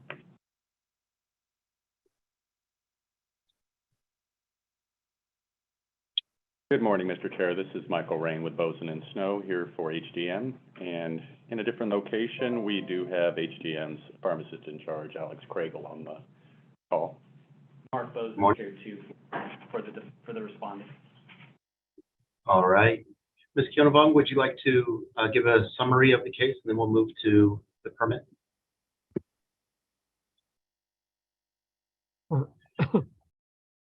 Certainly. So on September 30th, HDM Pharmacy submitted a permit renewal application for its non-resident pharmacy. On its application, the permit holder disclosed discipline in Kentucky and in Alabama. A few weeks later, on October 17th, 2022, the pharmacy notified this board of disciplinary action in Pennsylvania as well. The pharmacy indicated that the consent agreement and order from Pennsylvania was received by them on October 13th, 2022. So with respect to Kentucky, on July 21st, 2021, the Kentucky Board of Pharmacy placed the pharmacy's permit on probation for 3 years for allegedly failing to compound sterile preparations pursuant to USP 797, for failing to put in place a program of sterility testing required for extending beyond use dates of ophthalmic preparations and inhalation solutions. On October 12th, 2021, the Alabama Board of Pharmacy ordered HDM Pharmacy to pay a $2,000 civil penalty for conducting business without a current or valid permit. And then on September 27th, 2022, the Pennsylvania State Board of Pharmacy ordered HDM Pharmacy to pay a $500 civil penalty and issued a state suspension in favor of probation until the pharmacy's home state permit in Kentucky is removed from probation and reinstated to unrestricted status. The basis of that state suspension was due to the discipline in Kentucky. The Kentucky Board of Pharmacy conducted inspections of HDM Pharmacy on April 16th, 2019, and October 14th, 2019. The April 2019 inspection noted non-compliance in the areas of sterile compounding, training and garbing, cleaning, environmental monitoring, continuous quality improvement, hazardous drugs, high-risk compounding, and extending beyond use dates and sterility testing. The October 2019 inspection noted non-compliance in the areas of the ante and buffer room environment, cleaning, compounding procedures, continuous quality improvement, high-risk compounding, and extending beyond use dates and sterility testing. The Kentucky Board of Pharmacy provided information that the permit underwent a change of ownership in 2021. That new permit is active. The new permit has an agreed order for permit approval. The new permit has undergone one initial inspection and 4 audit inspections since May 7th, 2021. There is an update as that was made on December 9th to this file. So on December 6th, board staff received a notice of representation. Those folks are here on the call today. And that is all I have for this summary. Thank you. All right, thank you. Legal counsel or the permit representative, would you like to make a comment? Yes, Mr. President, thank you. This is Michael Rain again. I think that the investigation was well summarized. I'll try and be brief with my comments and turn the matter over to the board for any questions of the pharmacy staff. But in April of 2019, the Kentucky Board conducted its inspection and reached the findings that have been summarized for you. Around that time, in March of 2019, the pharmacy started to undergo some changes in its control and management. It hired a new CEO, and that started to increase oversight of the pharmacists in charge at the time, ultimately resulting in switching and promoting Mr. Alex Craigle, the current pharmacist in charge, to his role in March of 2020. And at that time, they began to notice deficiencies, particularly the Kentucky Board's findings, which had been apparently understated to management by the former pharmacist in charge. And, you know, time has been a friend to this pharmacy, because since that time and before the Kentucky Board took any action, the pharmacy began to undergo wholesale improvements in all aspects of its compounding practice, but specifically to address the issues that the Kentucky Board had raised. They are now fully 797 compliant, and they are more than happy to come today and discuss their operation with the board. They're quite proud of all the improvements they've made and feel like they're above and beyond currently what any state would require. Now, the current ownership changed subsequent to these events, and they had a new permit application. And as is the case, the board essentially continued the discipline that had been in place under previous ownership to current ownership, and that's understandable. The problems continued with the board to new ownership, even though that had occurred. As you heard in the summary, there have been several probationary inspections of this pharmacy, none of which have raised any significant concerns of any kind, especially as it pertains to what we believe is probably the most prominent issue, is the extended beyond use dating issue. To the extent there were any issues noted, the pharmacy has thoroughly responded to those. They are in good standing in their probation in Kentucky. There is no issue there. With regard to the issue in Alabama, that was an issue of a lapsed license and shipments during the period of lapse. The pharmacy has again addressed those thoroughly. They've hired a third-party D2 consultants to oversee all of their state licenses and ensure that that sort of issue never happens again. The Pennsylvania matter is purely reciprocal of the Kentucky matter. There's no additional oversight in that state. It's really just a placeholder, and Kentucky is concluded. Pennsylvania will be satisfied. To my knowledge, there's no separate investigation or obligations there, other than to notify the board in that state when Kentucky concludes. So with that, I would turn it over to the board for any questions you have of pharmacist in charge, Alex Craigle. for myself. Thank you. Thank you. Mr. Craigle, do you have any statements that you want the board to hear before we go into questions? Like Michael said, I've been here since March of 2020 as the PIC. I'll be happy to answer any questions you guys have. Okay, thank you. All right, board members. You've been inspected a lot. Yes, ma'am. These quarterly inspections look really good. Any deficiencies, which there's hardly any, are corrected in the subsequent inspection. I don't have any further questions about the improvements in the 797 adherence and compliance. Dr. Leyba, I agree. I think that they've made remarkable efforts, and the fact that Kentucky's keeping such a close eye on them, I don't have any concerns. Mr. Craigle, you're a couple years out of till probation is over with was it Kentucky? Yes, sir. Okay. July of 2024. Count them down. And if any of those terms were broken, you notify this board? Yes, sir. Board members?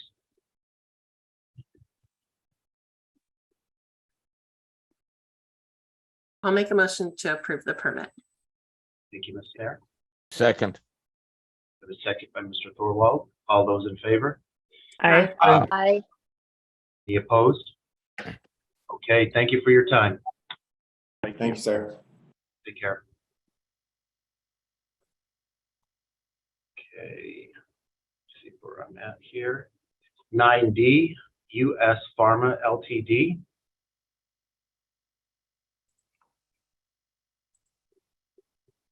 Hi there, if you take yourself off mute, I think you waved, state your name and position for the record.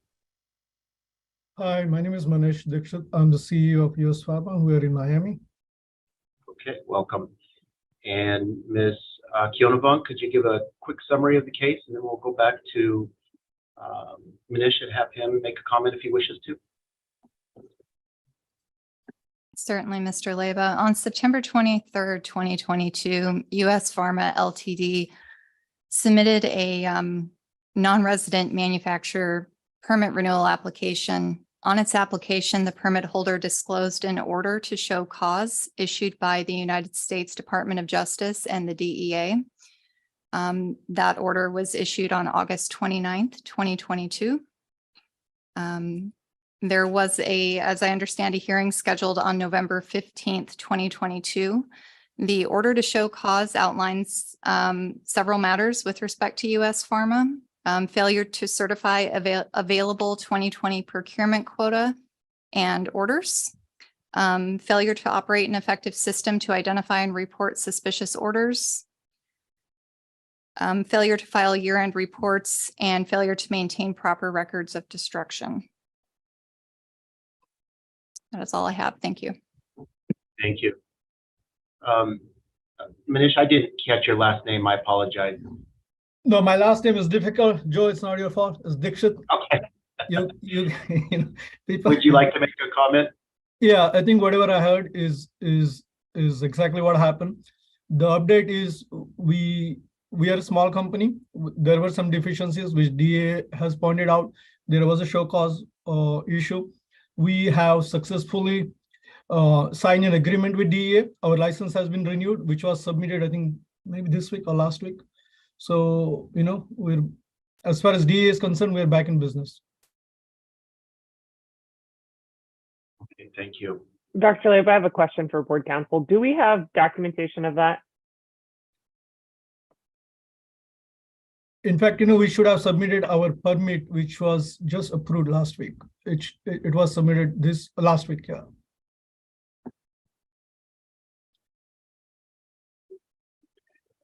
Manish, at the time, there was a cause before the DEA for hearing scheduled November 15th, 2022. Has that been submitted, even though you got the permit? Has that the results of the hearing? So actually, you know, the hearing was scheduled. Then I got an email that, you know, this is the meeting I should attend, right? I think show cause was submitted. That notice was submitted.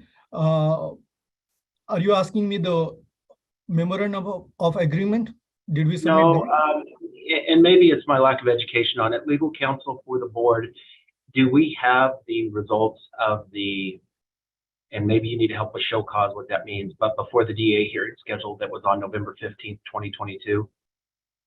I do not see that documentation. And in order to show causes, simply a hearing, an evidentiary hearing of sorts that requires the parties to come in and provide the court with evidence of the underlying issues. And Okay. But I So- don't see the outcome of that proceeding. So, the notice was issued, right? But hearing never took place because we have signed an agreement with DEA, which satisfies their requirement, and that's how the permit, our registration was renewed. Okay. Manish, did you provide that documentation to the board staff? I think we have provided our renewed registration. But I think what Ms. Walmsley's asking, Ms. Walmsley, and you can clarify, is do you have the documentation of that agreement with the board versus the registration? I know that went through, but do you have that actual meeting that you had with the DEA and what you agreed upon for documentation?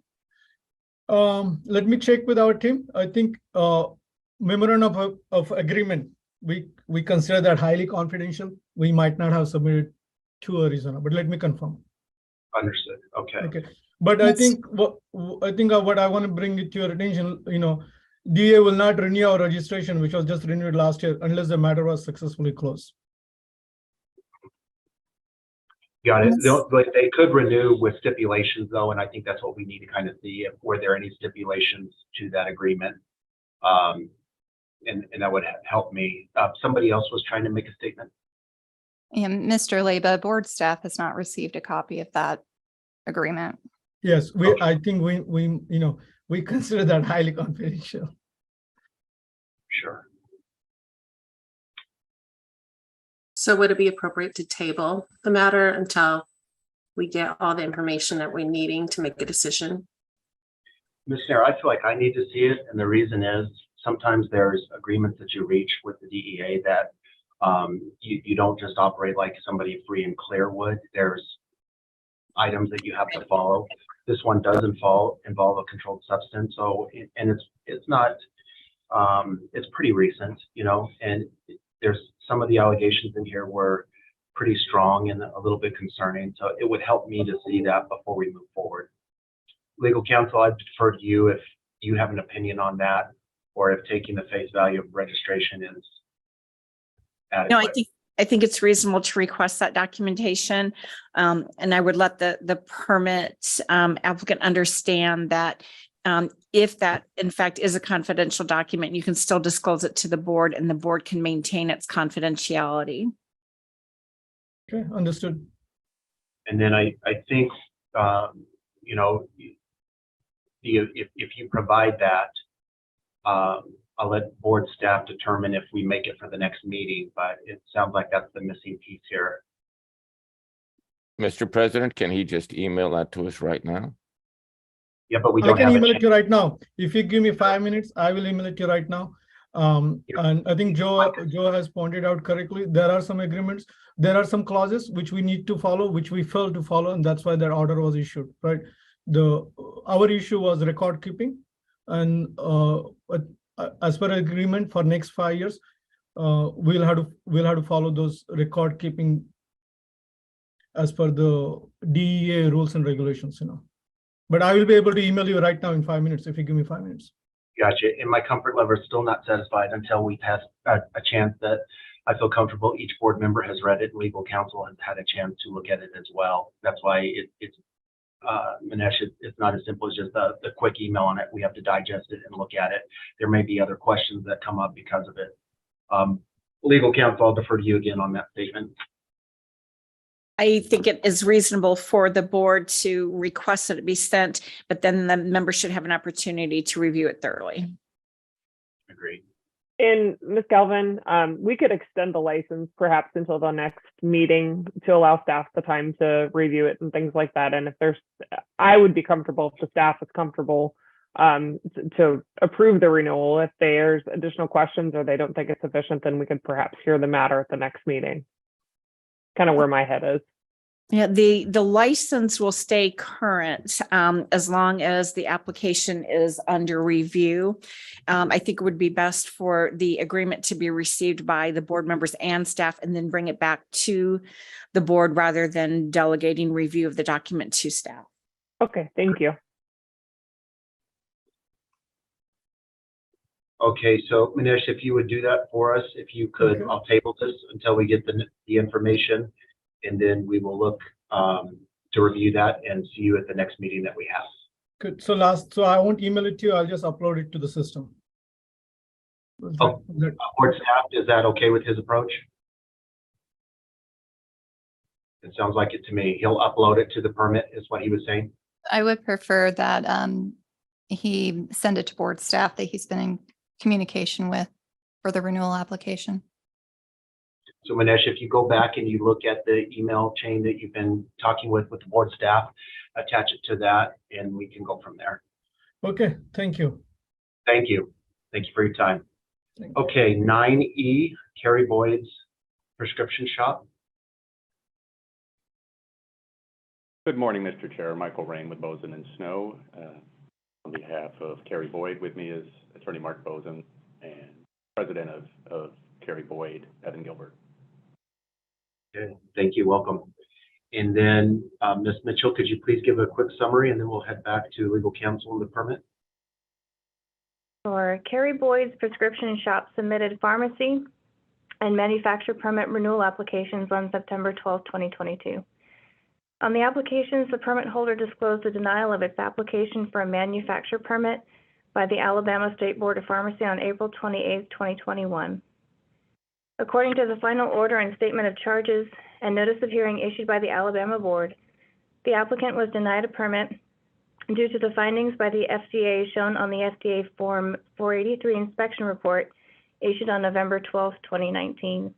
That information is in the board's materials.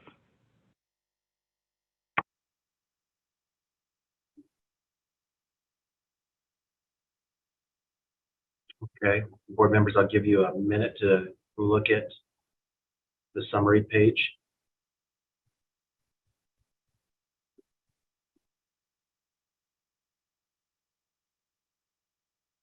Okay, Boson and Snow and the permit holder, would you like to make a statement? Yes, thank you, Mr. President.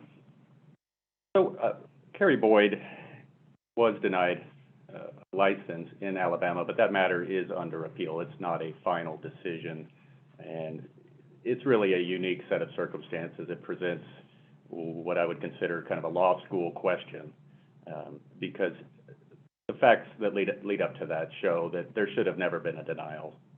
That issue was that in May of 2019, Carrie Boyd already possessed a manufacturing permit in the state of Alabama. There was a change of location, and the board informed it that it needed to obtain a new FDA permit and undergo an FDA inspection. Then in November of 2019, the FDA inspection occurred. That was followed in March of 2020 with the application for the manufacturing permit in the state of Alabama. But as of August of 2020, Alabama created the 503B outsourcing permit in that state while that application was pending. And for Carrie Boyd, that was the appropriate permit. I know earlier in your meeting there was questions. Do we have the right permit? In that case, that was the question. This is no longer the right permit, this manufacturing permit for this entity. And unfortunately, there was no process given and no cooperation to simply pivot and say, okay, let's get you into the right lane and then we will address that. And the Alabama board had concerns under the manufacturing permit because of a FDA 483 that Carrie Boyd had received. And that's where things went astray. And it became a circumstance of really being penny wise and pound foolish. Carrie Boyd wanted to withdraw its manufacturing permit application and apply for the correct permit. And some of the comments you see from the Alabama board in some of the litigation or the motions practice was that essentially there's no assurance that Kerry Boyd won't apply again. We need to continue this process. All the while, Kerry Boyd was saying, we intend to apply again. They were going to face whatever concerns Alabama had with the 483 in that new application process, but there was absolutely no reason to appear and dedicate resources to try and secure a license that was no longer the appropriate license for that entity. Nevertheless, Alabama would not allow the withdrawal. It went through formal hearing proceedings, but as you might have noticed in some of the documents, Kerry Boyd didn't show up and try and secure that license because it had no use for it. Instead, it had tried to withdraw the application, come back to the board with the right permit application, at which time all of these issues, which all related back to a 2019 FDA 483, could have simply just been reasserted by the state board. You know, one comment they made is that, you know, the board will have to spend additional time and expense if that happened. But I think, again, penny wise and pound foolish. Now they're in litigation in Alabama fighting over whether to deny a manufacturing permit that nobody wants, rather than simply pivoting, saying, let's get them in the right lane with the right application and address whatever concerns Alabama had at that time. And so as we appear here, there is no final decision. The matter's under appeal in the state of Alabama. Of course, ultimately, once that's resolved, should Kerry Boyd choose to get the 503B outsourcing permit in that state, the state will have all the power it wants to raise whatever reasons it has to deny that permit. And ultimately, there would be more of a decision on the merits, a substantive decision about whether the mere receipt of a FDA 483 was grounds to deny the permit. Of course, Kerry Boyd would assert to this board, and had it been in the right lane, it would assert that, of course, the FDA 483 is observational findings. There were no conclusions. Kerry Boyd, of course, provided a very thorough response to the 483, and is present here, can discuss some of those substantive issues, but as we understand it, the only issue before this board is the fact that that permit was denied. And we hope that you see the context shows that it was a unique set of circumstances with that denial, and it's not a denial on the merits effectively, and it's a non-final denial. So with that, I would turn it over to the board for any questions of legal counsel or Mr. Gilbert, the president. Mr. Rain, that circuit court case in Alabama is pending still. Is that what I heard you say?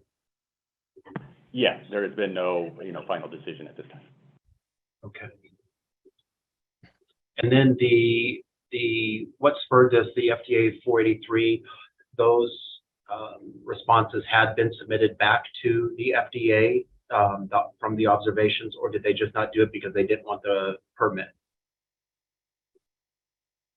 I'm not sure if I understand the question. They did thoroughly respond to the 483 and engage with the FDA. Question. So they got the 483 and they did respond back to the FDA on that. Yeah, and it's my understanding that their response is in the board's materials. Okay, and then from that, and this might be from Mr. Prentice, there was no recall, FDA warning letter, anything formulated from that, from those observations. No, there was no recall. As I sit here, I'm not sure about the status of a warning letter. We can clarify that for you if needed, but I would assert again, a warning letter like a 483 is not a final finding. No, it's just my question, Mr. Rain. I'm sorry, Mr. President, did I answer it, or would you like to ask it again? So you have a representative here. I was wondering if he had a response for me. With respect to the warning letter question? Yeah, so was there a warning letter from the 483? Was there any type of follow-up on your part to that? Because you do have a chance to answer those warning letters as well. Yeah, there was a warning letter that we did respond to. Okay. And then you went forward after that and continue to produce your product. Correct, and we've actually been inspected by the FDA since, and there was no repeat observations relative to that 2019 483 or the warning letter. That answers my question. Thank you. One follow-up, well, I'll rest it there. That's good. Board members, any other questions?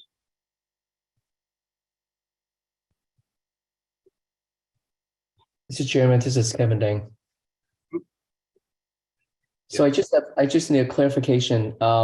According to the narrative, it says that the State Board of Alabama had denied a manufacturer permit.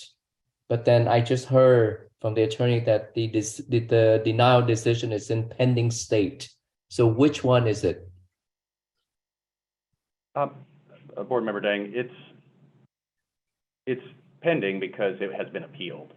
And so the decision is under review in what would be equivalent to our superior courts here in Arizona, just as this board's decisions are subject to appeal. So that appeal is pending. The nature of the appeal is we tried to withdraw this because it was the incorrect permit and that it was arbitrary and capricious for the board to force the permittee to appear and defend a license it no longer wanted, rather than allowing it to submit the correct license application, at which time the board could have raised all of the same issues.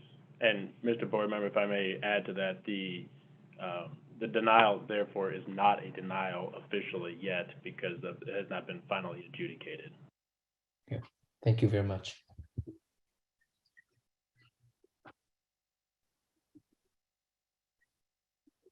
Looks like that you have also had an inspection from your home state without any major observations as well.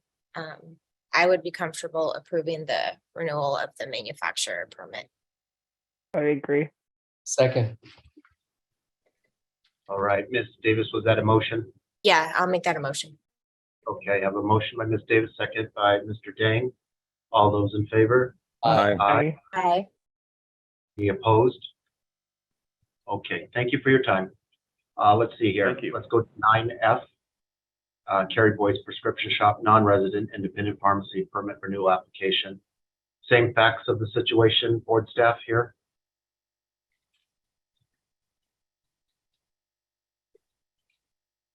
Yes, the same thing. Okay.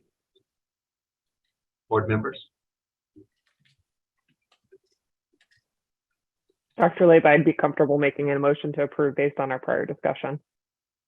Second. I have a motion and a second. Any other conversation? All those in favor? Aye. Aye. Any opposed? Okay, thank you. All right, 9G, EMED Medical Company, non-resident full service wholesaler permit renewal application. Do I have representatives with EMED? Yes, my name is Eric Bailey and I'm owner and president of the company. Welcome, Mr. Bailey. And Ms. Mitchell, could you give a summary of the case, please? Of course, on October 28th, 2022, EMED Medical Company applied for the renewal of their full-service wholesaler permit. On the application, the permit holder disclosed that their home state permit had been placed on probation. According to the settlement agreement, the Missouri Board of Pharmacy placed the permit on probation for 3 years. The joint stipulation of facts states that Eric Bailey, the owner and president of EMED, pleaded guilty to conspiracy to commit mail and wire fraud on or about March 12, 2015. The document further states that Mr. Bailey was sentenced to 3 years of federal probation on or about February 16, 2016. While researching this matter, staff discovered that the permits held by the business in the states of South Carolina and Ohio had been revoked. The permit holder did not disclose either revocation on their 2020 or 2022 permit renewal applications. Okay. Mr. Bailey, would you like to make a comment? Yes, please. Unfortunately, yes, I did have to take a mail fraud charge. And in 2015 was the first year the full disclosure and notification for the application. It was such a short period of time, it had not been disclosed to the staff. And the Missouri Board of Pharmacy readings was within 2 years. And so with that being in 21 and 20, completing the application completely, I had been convicted 2 years prior to answering yes. However, I do take full accountability for the administrative mistake with the Board of Pharmacy. and I've been placed on a 3-year probation. I'm 2 of 3 years into that. The state of South Carolina at the time, I did not have a drug permit in that state. I had a permit prior to taking a mail fraud charge. However, they did produce documentation not to accept permits from my company. The Board of Pharmacy in the state of Ohio, I did notify them, as I did for you, that I had taken a change in my criminal background.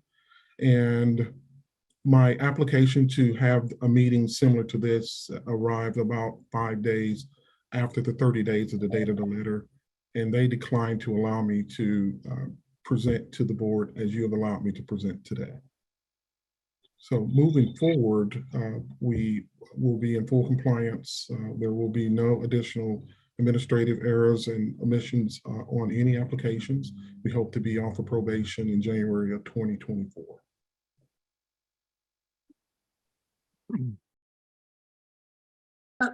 Mr. Leba? Yes. Mr. Bailey, would you explain to me what led to those charges of the Yes. mail order fraud? When they were. I didn't hear you, Mr. Leba. I just said, I tagged on yours, and I'm sorry to interrupt you, Mr. Bailey, and when those charges were, it'll help me frame it in my mind. Yes. The charges took place in the year 2012.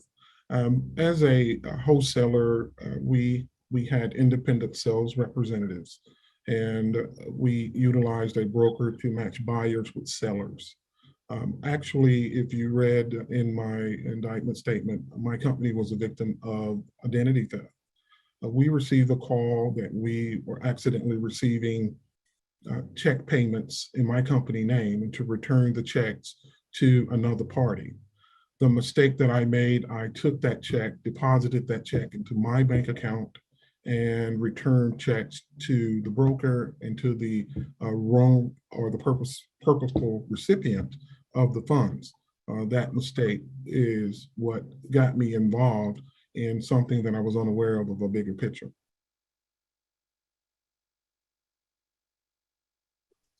How about the carrying a product that didn't have a pedigree and shipping out to other end users that reach the community? Mhm. That does not apply to me. I never received any product, nor did I ever ship any product. My only involvement with that was the receipt of checks and returning funds. My company was unaware, did not have any knowledge of that information, and that was not part of what I took a plea for. Okay, so but it still happened, right? To the best of my understanding, other parties within the investigation, they did do that. However, that did not apply to me. And that was in 2019 that this came up in South Carolina. Does that still stem from the 2012 charge? Yes, that is a result of that 2012 charge.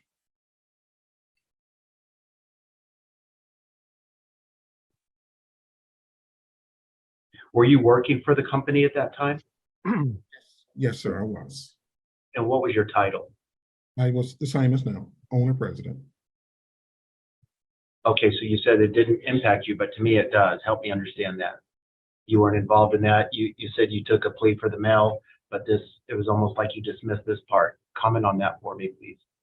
Okay, for clarity, the question about products being shipped and diverted, that part of it did not apply to my company. And that was what I was making reference to. However, okay. Go ahead. Yes, so however, the part that does apply to my company was I received payments and returned funds. That's why it was a mail fraud charge that I took a plea to. Okay, so while you were owner, your company obtained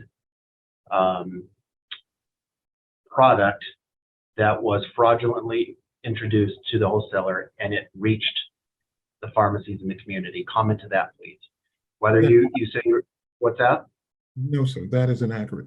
My company was never in receipt of any product, nor did my company ship any product. There was another entity in the state of California with a similar name that performed that act. EMED Medical Company, my company, never received any product, nor did I ship any product. When I received the check in my company name, it was to go to a similar company in the state of California. The mistake that I made that resulted in me taking a plea was depositing the funds and returning it to the fraudulent company in California. So the part involved receiving product and shipping product does not apply to my company. It reads that way, but that's not what happened. The company never received, nor did we ship any product or divert any product. Members of the board, this is Jean Galvin, and I would point you to the settlement agreement between the State Board of Pharmacy and EMD Medical Company.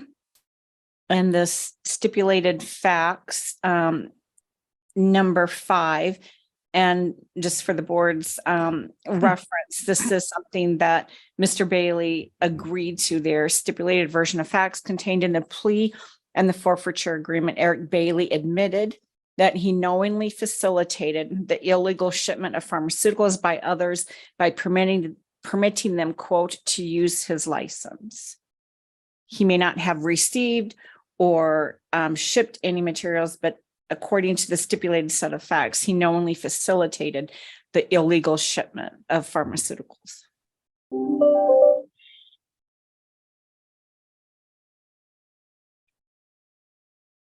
Ms. Galvin, can you give me a page number? Is it hard? You're 2289. Thank you.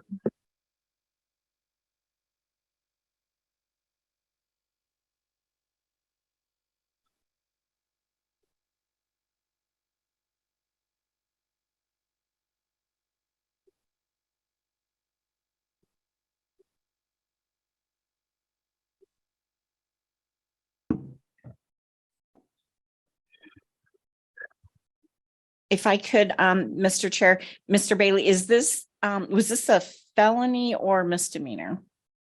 It was a felony. Thank you.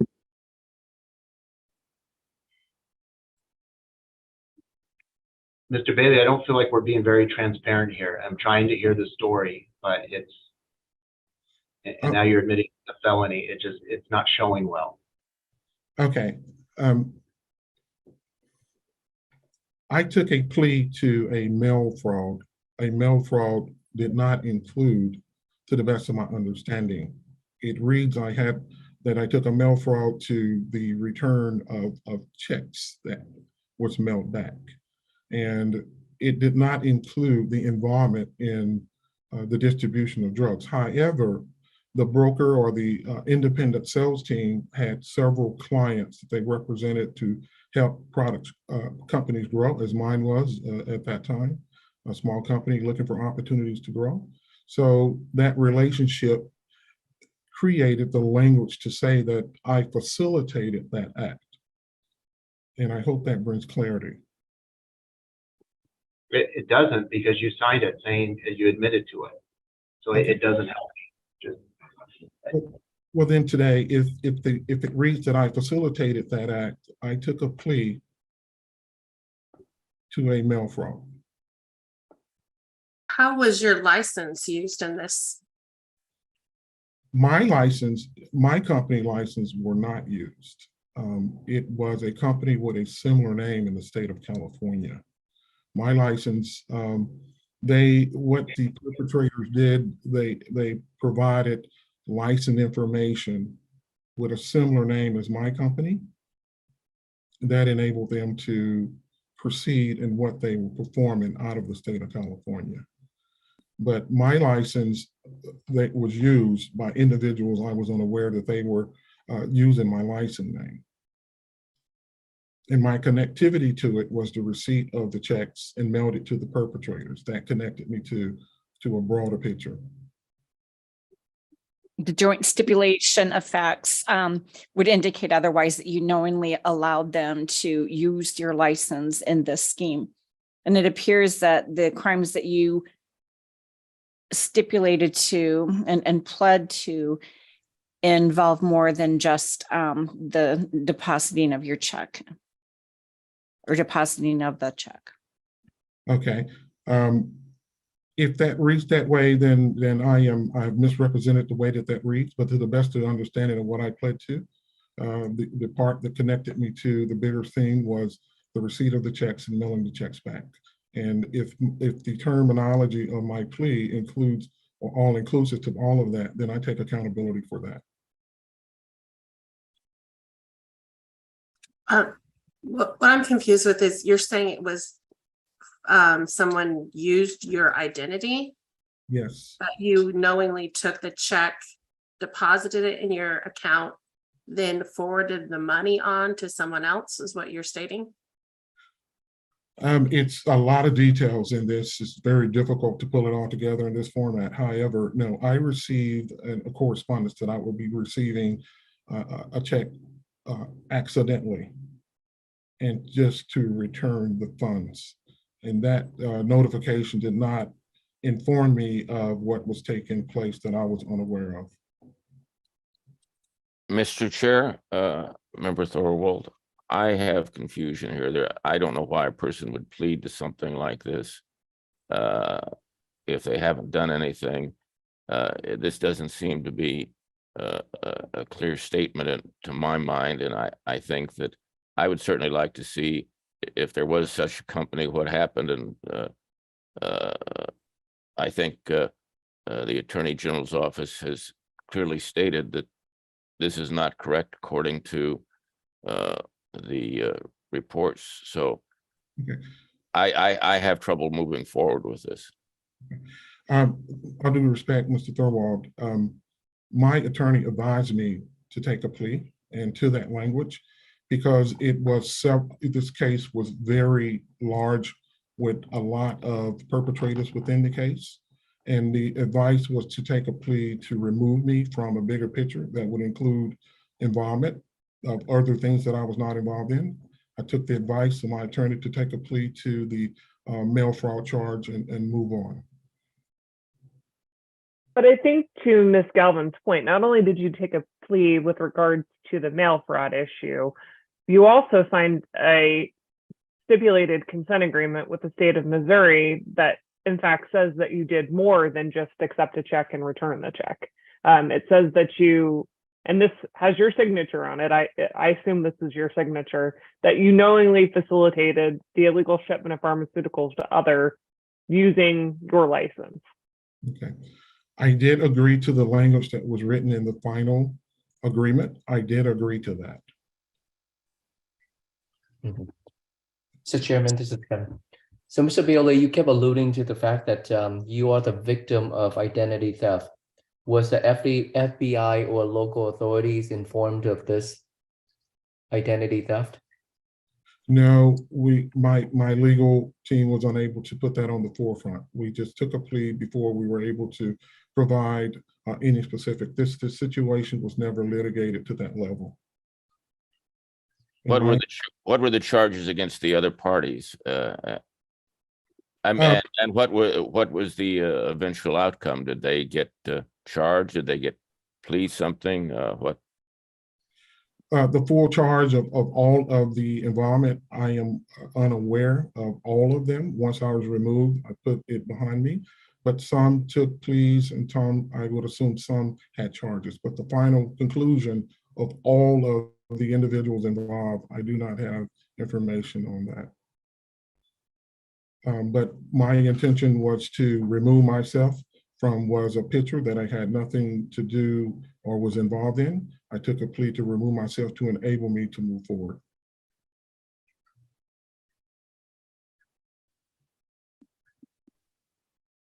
This is quite confusing, but the punishment for what you pleaded guilty for was $100 fine and 3 years probation. Yes. That's it, right? No, and there was a $50,000 forfeit. Forfeit of, can you explain that forfeit? Probably, my understanding would be some sort of assets or a restitution. Yes, and that is accurate. It was the $100 fine, 3 years, and the $50,000. Then on the Board of Pharmacy side, Ms. Galvin, correct me if I'm wrong, but he has revoked licenses, I believe, in 2 states from memory, and then this Missouri settlement agreement as well. Correct. Are you personally on probation, or is any of your permits on probation? If I understand your question correctly, my company, please repeat the question, please. Is your company on probation? Currently, yes, for the administrative omission on the application after it happened. The omission, is that what you said? Yes, sir. Okay. I don't and then think that that's true based on the document, Dr. Leba. Yes. Let me follow up. Are you on probation for the crime still, or is that completed? That was completed. That happened back in 2016. Okay. Ms. Plumsley, could you provide a little clarity? When you look at the Missouri order that starts on page 2287, if you look at the stipulation of facts, it references not his, I guess, the way that I'm reading this, the reason that he's on probation is due to the fraudulent charges and due to the knowingly facilitation of illegal shipment of pharmaceuticals is the way that I read it. But Ms. Galvin, if I'm incorrect, if you could please be helpful, that would be clarify, that would be helpful. He also, it looks like he did also, no, it looks like he answered it correctly. It was the discipline. Yes. That was a question for Ms. Galvin, not for you, Mr. Bailey. Oh, I'm sorry.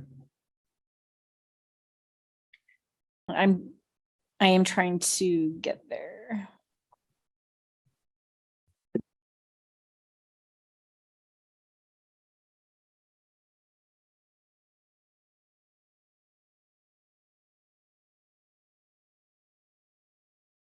But is she looking at that, board staff? Did we have disclosure here as well? Did he disclose these? Disclose the Missouri action. Yes. So partial disclosure, not all of what had happened? We were unaware of the South Carolina and Ohio revocations until it was researched. Mr. Bailey, how come you didn't tell about the other state revocations on the licenses? A couple of things. Currently, I'm on probation for not notifying the Missouri Board of Pharmacy. And I've never been on probation or suspended a license with the state of Carolina. We didn't currently have a permit for them to suspend. We elected not to move forward with the permit, and I'm not sure how that reads. And then the state of Ohio, we did notify them. I never had a hearing to get a renewal of the license. So the reason the permit to renew, because I responded less than 30 days. My mail was not within the 30 days of the date of the letter. So my current probation is only related to not informing the Board of Pharmacy in Missouri in a timely fashion. But you've not disclosed to us the other revocation. We found that. I see. Okay. Board members, I'm very uncomfortable with the display of being able to be regulated with our permit owner in front of us, and I'm not in favor of moving on with the permit. That's my opinion, and I will open it up to you for further questions, but I'm not in favor of tabling. I'm not in favor of approving. I'm in favor of denying at this point. Mr. President, Member Thorwald, I concur with your view. Okay. I will make it a motion to deny the permit renewal application. Second. Dr. Lepa. I'm Go ahead, sorry. Ms. Galvin. We will need to articulate on the records the reasons or the basis for the denial. Due to the lack of the past criminal history, the felony, and the failure to fully disclose revoked applications in 2 states, And will also, would that include the fact that the permits were disciplined in another state Yes, and the convictions of the felony, felony convictions? yes.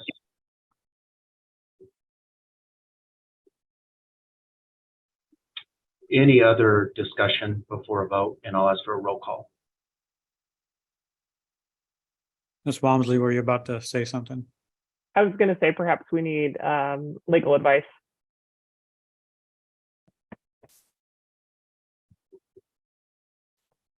But I believe Ms. Galvin already provided it, so maybe we don't. Thank you. I believe that the board's motion is to deny this application. The stated reasons were provided. It's the opinion that there's sufficient evidence to support the motion.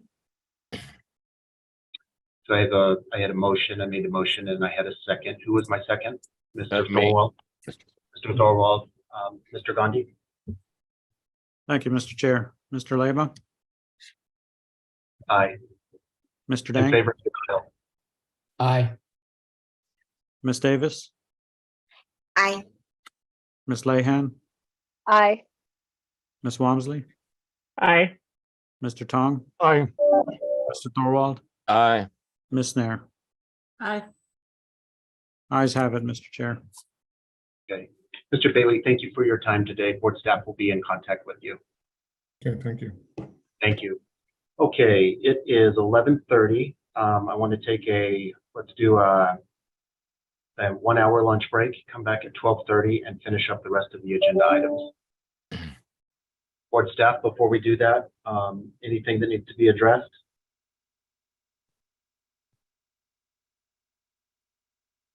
No? No, not at Okay. this time, Mr. Chair. Okay, see everybody back here at 12:30.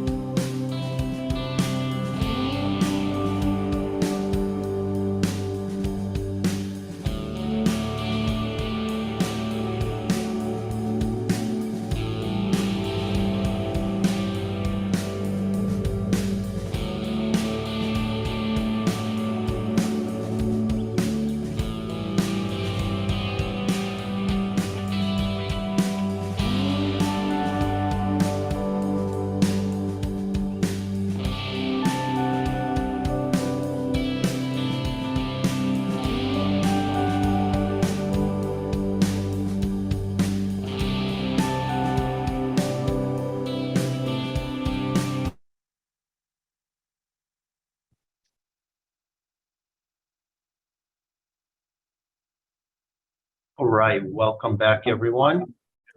Directed to We'll go me. ahead and get started, and board staff, could you take a roll call, please?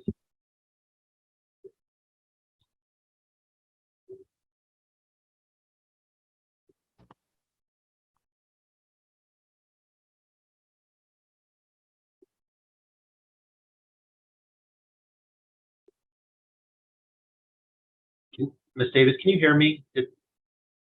You can? Okay, board staff, if you're speaking, we can't hear you.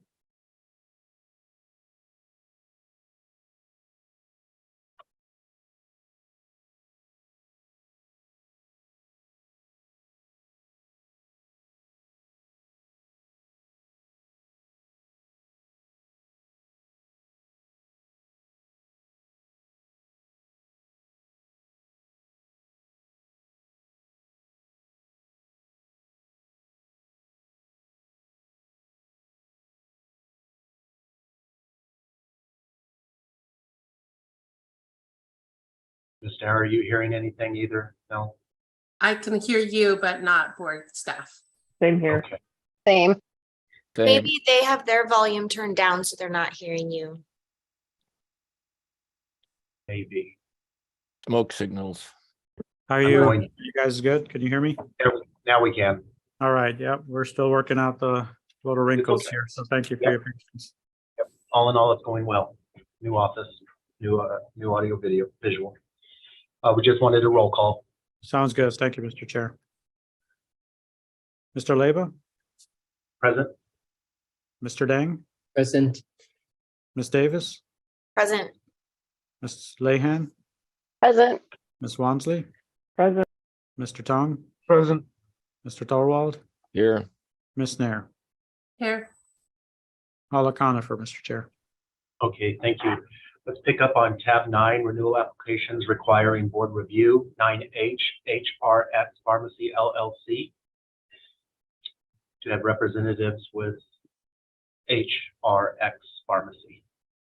Mr. President, Chris Dang here from Quarles and Brady on behalf of HRX Pharmacy, and I believe we have Cody Walker and Bill Stilling online. Okay, thank you. Welcome to the meeting. Ms. Mitchell, could you give a summary and then we'll go back to council and the representatives? On November 1st, 2022, HRX Pharmacy LLC applied for the renewal of their pharmacy permit. On the renewal application, the permit holder disclosed disciplinary action by the states of Texas and Nevada. The disciplinary action taken by the Texas State Board of Pharmacy was a result of disciplinary action taken by the Utah Department of Commerce Division of Occupational and Professional Licensing, and the pharmacy's failure to report that discipline within 10 days.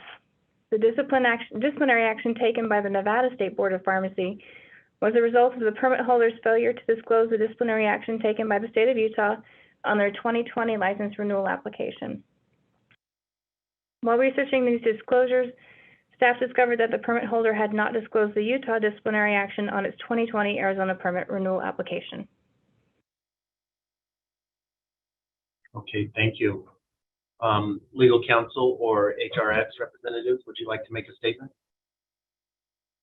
Yes, Mr. President, thank you. On behalf of the respondent, we appreciate the licensing staff's recitation of the facts as they are, that indeed that the Utah issue wasn't disclosed in the 2020, I believe it was August or October 2020 renewal.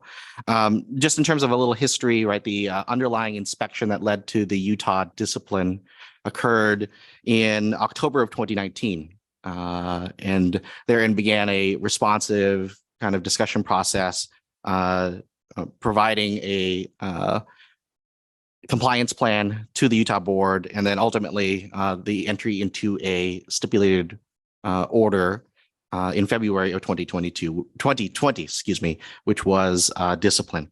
As we all know, shortly thereafter, our world changed somewhat in March of 2020, when the pandemic took root and the world shut down, and we all began responding to that.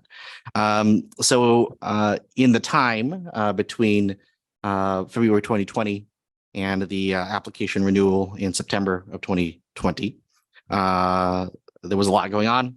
And I think as the Mr. Walker will explain today and talk about a little bit further, there was an inadvertent omission on his renewals during that time because of the things that had transpired in between with life and profession responding to the crisis that was there in 2020. With that, I'll turn that over to the board, and if they have any questions, just as a note for the board members and in a conversation with Dr. Gandhi and Board Counsel Jean Galvin, just for the record, Mr. Stilling is a Utah licensed attorney, is not licensed here in the state of Arizona. I am serving in the capacity of legal counsel for the respondent or for the applicant in this matter. Mr. Stilling is present as an observer and as a fact witness to the extent the board has any questions related to the Utah matter. That's correct. I think our mics are on, and I just want to make sure you all can see us or at very least hear us. Yep, they can see you and hear you. Thank you. Okay, And well, is the PIC with you? Mr. Walker is here, right next to me, and I'll let him introduce himself. Yes, I am the PIC and the owner of the pharmacy. Okay. Would you like to start out, Mr. Walker, with any kind of comment before we go into questions? I can explain a little bit to the situation. I'm a new pharmacy owner.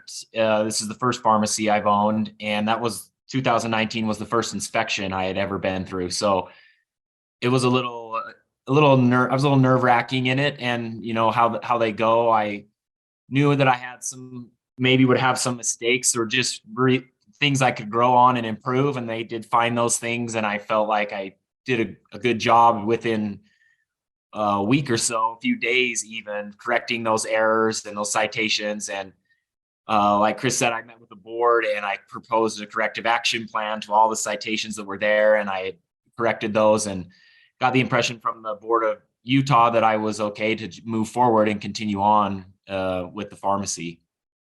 Okay. Well, thank you. Board staff, quick question for you. As a factual matter, there was a reprimand.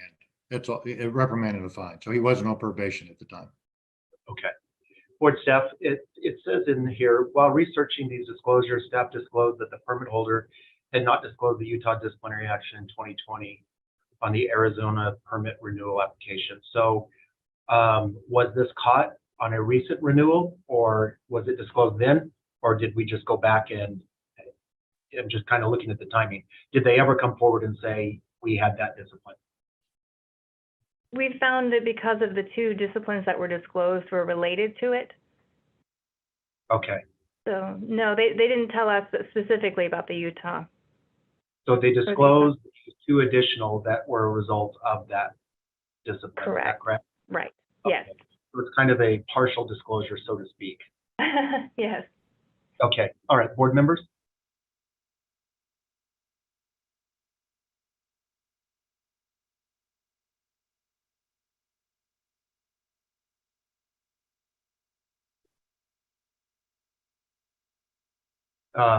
It's my opinion that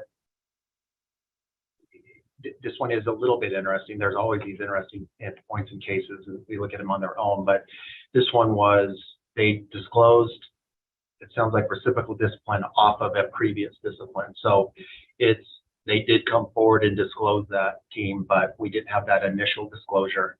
Typically, when we don't have the initial disclosure, it's $250 fine. I'd be in favor of a non-disciplinary $250 fine for that and renewing the application and moving forward. I agree. I also agree. And Mr. Walker, it's chalked up to experience, and you're gaining that, and you're going through your journey, and I know that, but it is, you know, you'll have to look at those rules and regulations, and it sounds like you're making a conceded effort to do that. So, board members, any other questions? Okay, I'll make that my motion. Second your motion. So the motion is for $250 non-disciplinary civil penalty, but you're going to approve the application? Upon payment.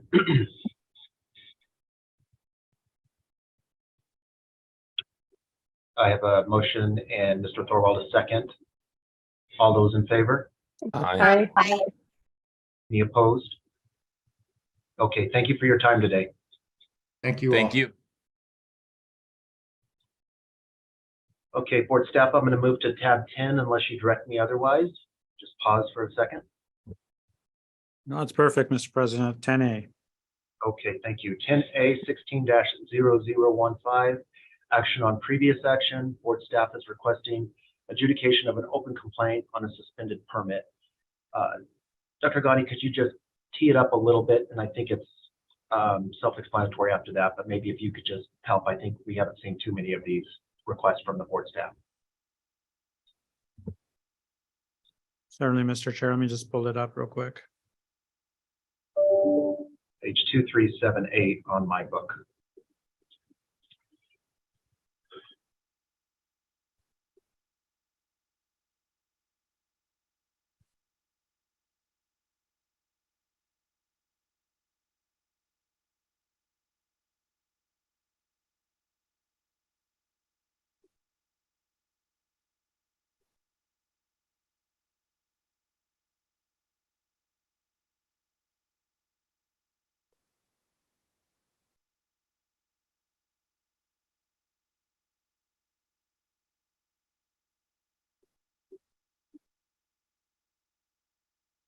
Looks like a pharmacy that closed its operations in 2017.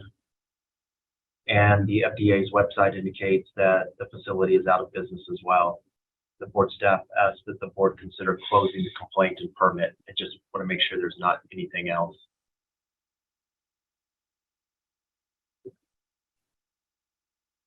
might be having audio difficulties. Mr. Leba, I can speak to this. Okay. Yeah, so you're correct. This this firm has been closed. It's based out of Alabama. It's been closed. They closed operations on September 28th, 2017. The FDA's website also indicates that they are a 503A facility that is out of business. This business did last renew its permit with this board in 2015. On October 31st, 2017, the permit expired due to non-renewal. When they did have a permit with us, we did open a complaint based on action that was taken in another state and not reciprocal in nature, but there was a complaint that was open based on sterile compounding issues. And now that the permit has expired and the complaint has not been adjudicated, the permit's now sitting in a suspended status. So we're asking the board to consider what you would like to do with this complaint and permit. Thank you. Board members, if there's no questions, I'd make a motion to close the complaint and the permit. Second. I have a motion, I have a second. All those in, do we need a roll call, Ms. Galvin, or is it? No. All You those do in not. favor? You do not. All those in favor? Aye. Aye. Any opposed? Thank you. 10B 16-0008. Board staff is requesting adjudication of an open complaint on a suspended permit. On October 31st, 2016, the permit expired due to non-renewal, and because of the open complaint, the permit transitioned to a suspended status. Board staff is asking for consideration in closing the complaint and the permit.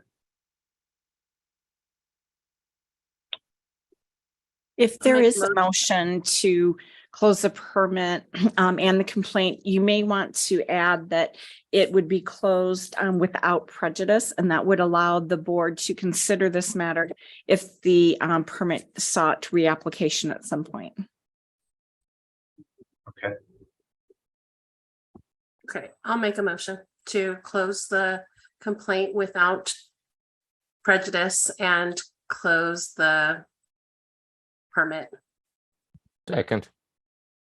I have a motion by Ms. Nair and a second by Mr. Thorwald. All those in favor? Aye. Aye. Any opposed? Okay.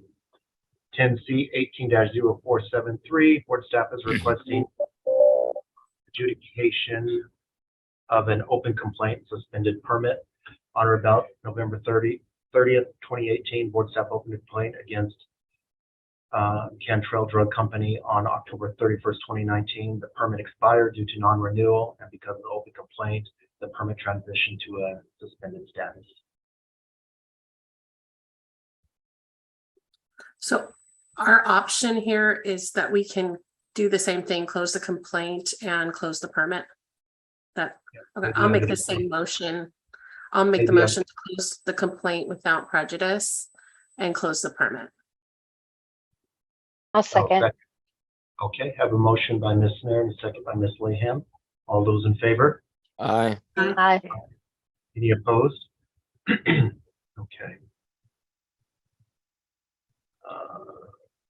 20D 19-0131. Board staff is requesting adjudication of an open complaint on a suspended license, Emerald Pharmacy LLC. On November 8, 2022, board staff received confirmation from the Texas BOP that Emerald LLC closed in June of 2019.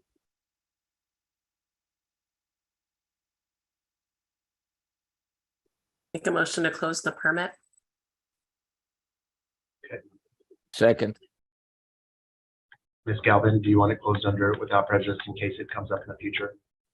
It's probably the best Okay, I thought that was just on the complaint. Okay, so I make a motion to close the complaint without prejudice and close the permit. Second. A motion by Ms. Harris, second by Mr. Thorwald. All those in favor? Aye. Any opposed? Okay. 10E, Matthew Shepard Miller, case number 22-0563. Do we have a Mr. Miller present?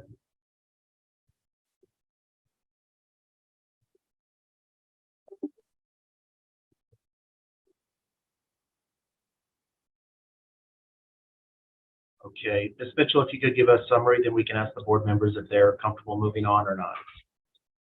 Sure. At its meeting of December 7th, 2022, the board considered board case 22-0563 filed against Matthew Shepard Miller, a technician trainee. After review and discussion, the board decided to offer Mr. Miller a consent agreement for probation, civil penalty, and continuing education. The proposed consent agreement would place Mr. Miller's license on probation for 12 months. Unfortunately, Mr. Miller's license was set to expire on January 1, 2023. The trainee's license cannot be extended or renewed, so there's no way to accommodate that 12 months of probation. We're bringing that case back to the board for consideration of a different adjudication. Okay. Board members, questions? What are the options? Yeah, exactly. That's the same question. What are our options? I think we could close the case, and in my opinion, we would know that this would be flagged if he does seek a new license, Ms. Kelvin. That's correct, because it did expire the first day of this month. I think closing the matter without prejudice would be most advisable. I Is move we Mr. close. Miller working as a pharmacy technician? And his Is that- license expired and he did not complete the process to become a technician. Mr. Thorwald, I move we close this without prejudice. Second. I have a motion by Mr. Thorwald, a second by Ms. Snare. All those in favor? Aye. Aye. Any opposed? 10F 22-0717, Taylor Jean Ashley. Is Taylor Jean Ashley available? Yes. Hi there, welcome to the meeting. Ms. Kionavong, could you give a update on the case, and then we'll go to Ms. Ashley for a statement as well? Certainly. This matter was heard by the board on December 7th, 2022 at its last regular meeting. Just to briefly recap, Ms. Ashley was issued a consent agreement in order for probation and monitoring in board case number 22-0269. This became effective on October 5th, 2022. At its December board meeting, the board considered Ms. Ashley's pharmacist renewal application, which is still on the table here. The board also reviewed possible violations of the terms of her probation, including untimely notification of her psychiatrist and using a therapist prior to receiving board approval. In addition, the board was presented with investigative information pertaining to Ms. Ashley's termination from her employer for taking her own verbal orders for a medication, providing the initial data entry, pre-verification, and drug utilization review, and verifying 5 fills of that medication from September 22nd, 2022 to October 30th, 2022. A little bit about, well, I'll come back to this. At its meeting in December, the board approved a motion to open a complaint and offer an interim consent agreement for suspension of Ms. Ashley's license with a substance use and fitness for duty evaluation. A complaint was opened following the meeting on December 9th. Ms. Ashley was notified of the complaint on the same day and offered an opportunity to provide further responses to the 3 issues I just mentioned. Ms. Ashley replied that she did not have any further responses to this matter. This matter is being presented back to the board today to determine possible violations of pharmacy law and additional consideration of the timing of Ms. Ashley's last fitness for duty evaluation, which was completed on August 3rd, 2022, pursuant to an interim order for psychological evaluation and fitness for duty in board case number 22-0269, the results of which are the basis for her current consent agreement. This matters back here today, again, to determine possible violations of pharmacy law and determine, have additional discussion about an additional evaluation when one was completed approximately 5 months ago. I did just want to point out some additional facts regarding the incident that occurred with the employer. During this time, Ms. Ashley dispensed to herself a total of 479 tablets of Fiorset from the verbal orders that she took at her previous employer. It's unclear how much of this was consumed, but 479 tablets over the span of the date range I mentioned, which is 38 days, averages to just over 12 tablets per day. The PDR references that the maximum dose of Fiorset is 6 capsules or tablets per day. The verbal orders that were transcribed by Ms. Ashley were for Fiorset 1 to 2 every 4 to 6 hours as needed, a max of 6 per day, quantity of 90 with PRN refills. I've included sort of a summary of the quantities and dates that those were dispensed. That's all I have for now, unless you have any questions of me. Okay.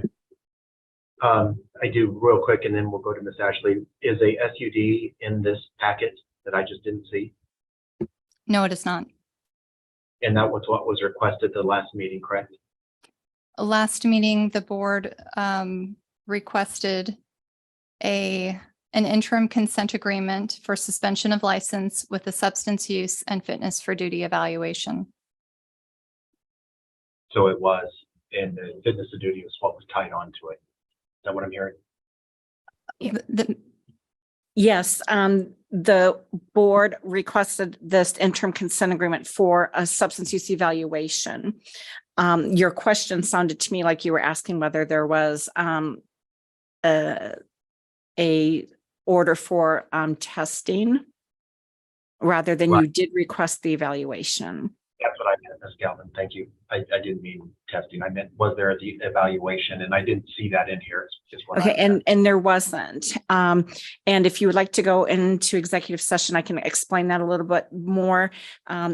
This is essentially brought back to the board at my request because we had a substance use evaluation done in August. I was wondered whether the board wanted to reconsider its decision just approximately 5 months later to have another substance use evaluation completed.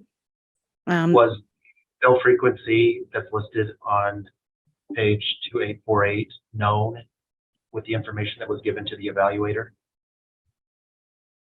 If it was, then I can understand. If it wasn't, we have additional information.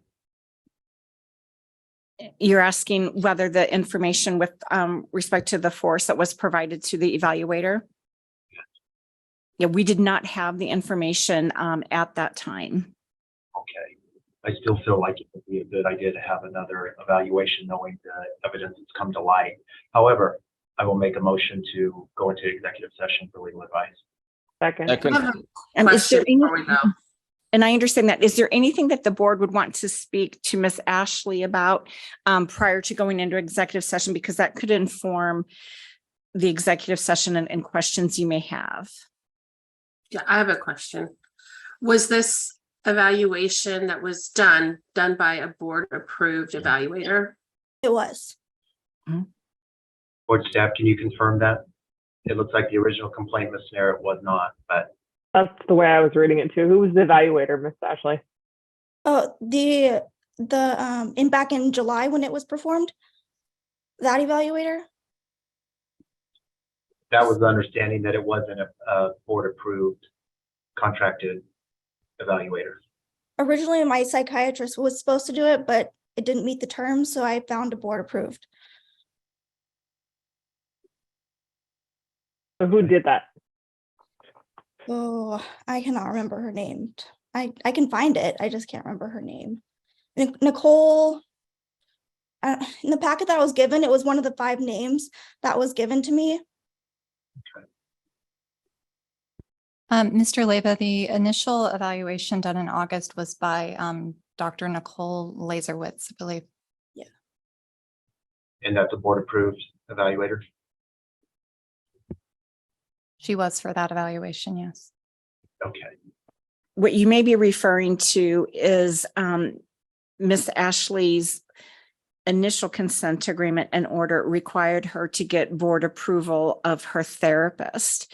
And she obtained a therapist and began therapy, but that therapist had not been approved by the board.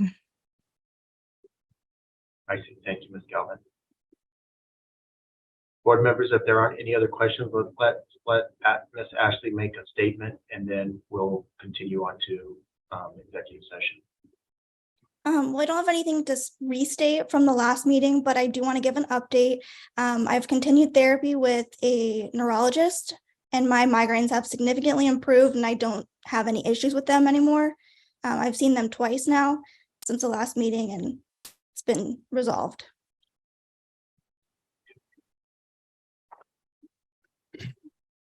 Board members, any other questions?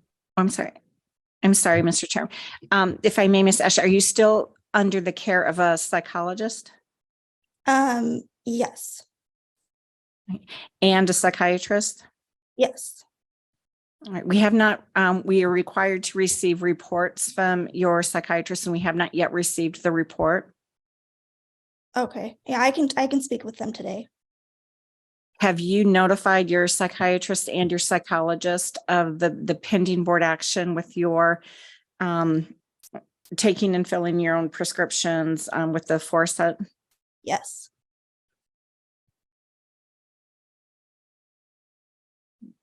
And that issue is going to be addressed in the psychiatrist's quarterly report?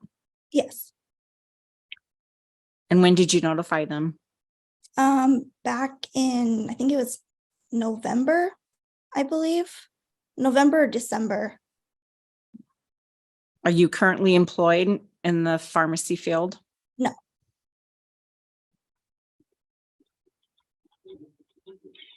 Ms. Kionavog, what were the terms of the reporting with the consent agreement on the therapy? I'm trying to find it. I apologize. No, it's Okay. okay. I think I may have found it. If you can confirm page 2901. Yes, that's correct. That's where they start. And she's not complied with the terms of the consent agreement is what I'm saying with reporting. There was an untimely reporting of a provider which was presented to the board at its last meeting. There's a provider that's being used currently, or at least to the best of my knowledge, that has not been approved by the board. And then there are reports that are due the 10th of the month following the end of each quarter. This consent agreement went into effect in October 5th of 2022. The end of the quarter would have been in December 2022, so we would have expected to receive reports no later than January 10th of this year. Okay, Ms. Ashley, why do we keep coming back here to this? You say you're going to do it, you understand, but you don't report it, and we still have a non-approved therapist. Well, with the last meeting, I was under the impression that I was going to be receiving a new consent agreement. So I told them that just to hold off, and I didn't know what to expect, and I would let them know what the updated consent agreement was. So they would have those conditions and terms. And so I was just waiting on an updated one, I guess. That's the only reason. Okay. All right, so I have a motion and I have a second. All those in favor? Aye. Aye. Any opposed? Okay, Ms. Ashley, we'll return momentarily.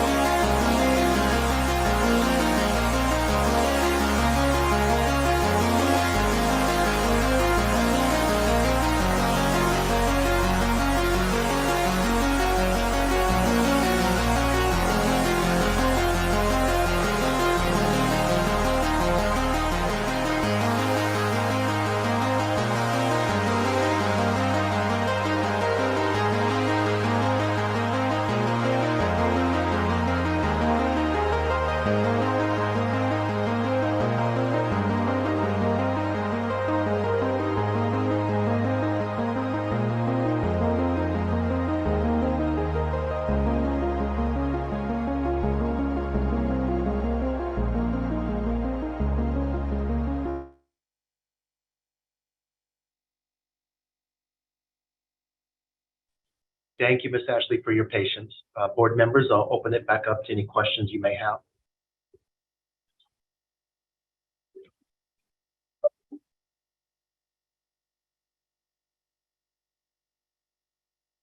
Ms. Ashley, are you still taking the medication that's in question?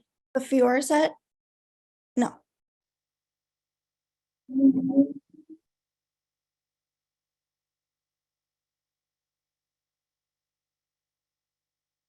When was the last time you took it? At least a month ago, month and a half.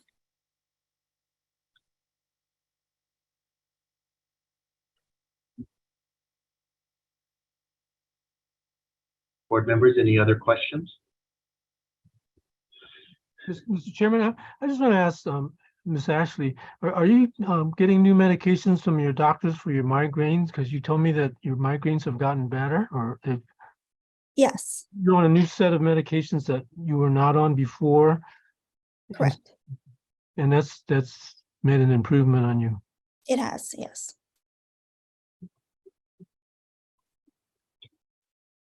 Okay.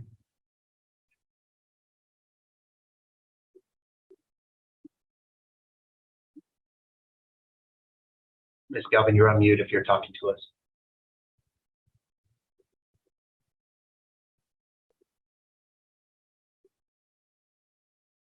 Yeah.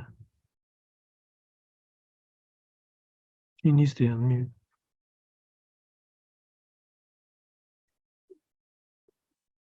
Okay, I'd make a motion to issue a interim consent order for suspension pending a evaluation of a SUE by a preferred provider.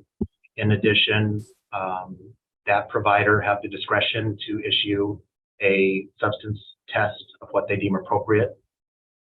And then the results of that information come back and we hear it before the board, but the suspension takes in place until we get there.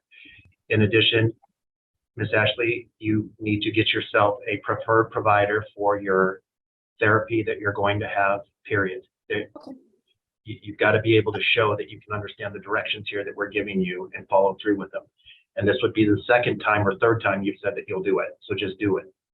That will be my initial comment. If I'm going to pause there, board members, for comment and clarification, and then I'll make that a full motion. I would ask that the motion include, or whether it includes a fitness for duty component. Yes, and a fitness for duty component. I would also ask that Ms. Taylor be requested to submit to board staff, the board's executive director, a list of her current medications. Okay.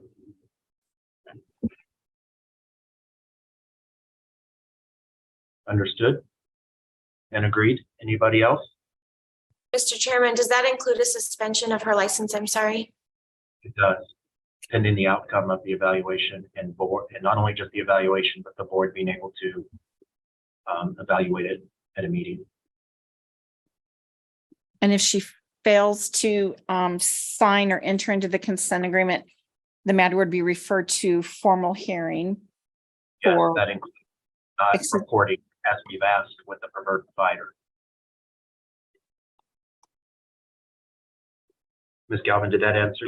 I interrupted you. Did that answer? Yes, thank you. Okay. So moved. Do I have a second? Second. I have a motion. I have a second. I'll do a roll call, please. Certainly, Mr. Chair. Mr. Leyva, Aye. Mr. Dang, Aye. Ms. Davis, Aye. Ms. Lehan, Aye. Ms. Walmsley, Aye. Mr. Tong, Aye. Mr. Thorwald, Aye. Ms. Nair. Aye. Ayes have it, Mr. Chair. Okay, Ms. Ashley, thank you for your time today. I'm going to implore you to have communication with board staff and follow the terms of the consent order if you choose to sign it. Okay, thank you. Thank you. Okay, tab 11, call to the public unless there's any point of clarification, board staff or legal counsel that I need to do before we get there. Do we need to go back to 8B? 8B, Mr. Chair. Maybe one more time. Compound Preferred LLC.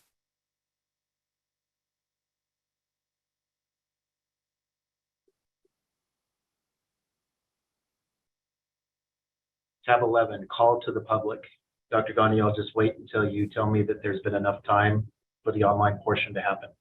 Dr. Leib, I think we have to do something with that item that's on the agenda. I don't think we can just do nothing. I think we either need to table it or give staff direction, but I'll defer to council. I'll table it to the next meeting.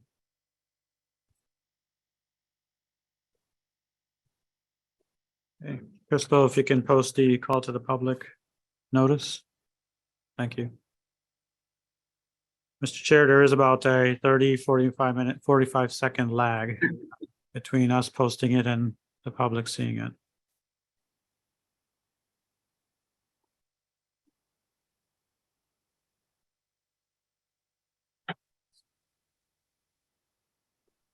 While we're waiting, I just want to thank you, board members, for adjusting your schedules to attend today's meeting. It's our pleasure.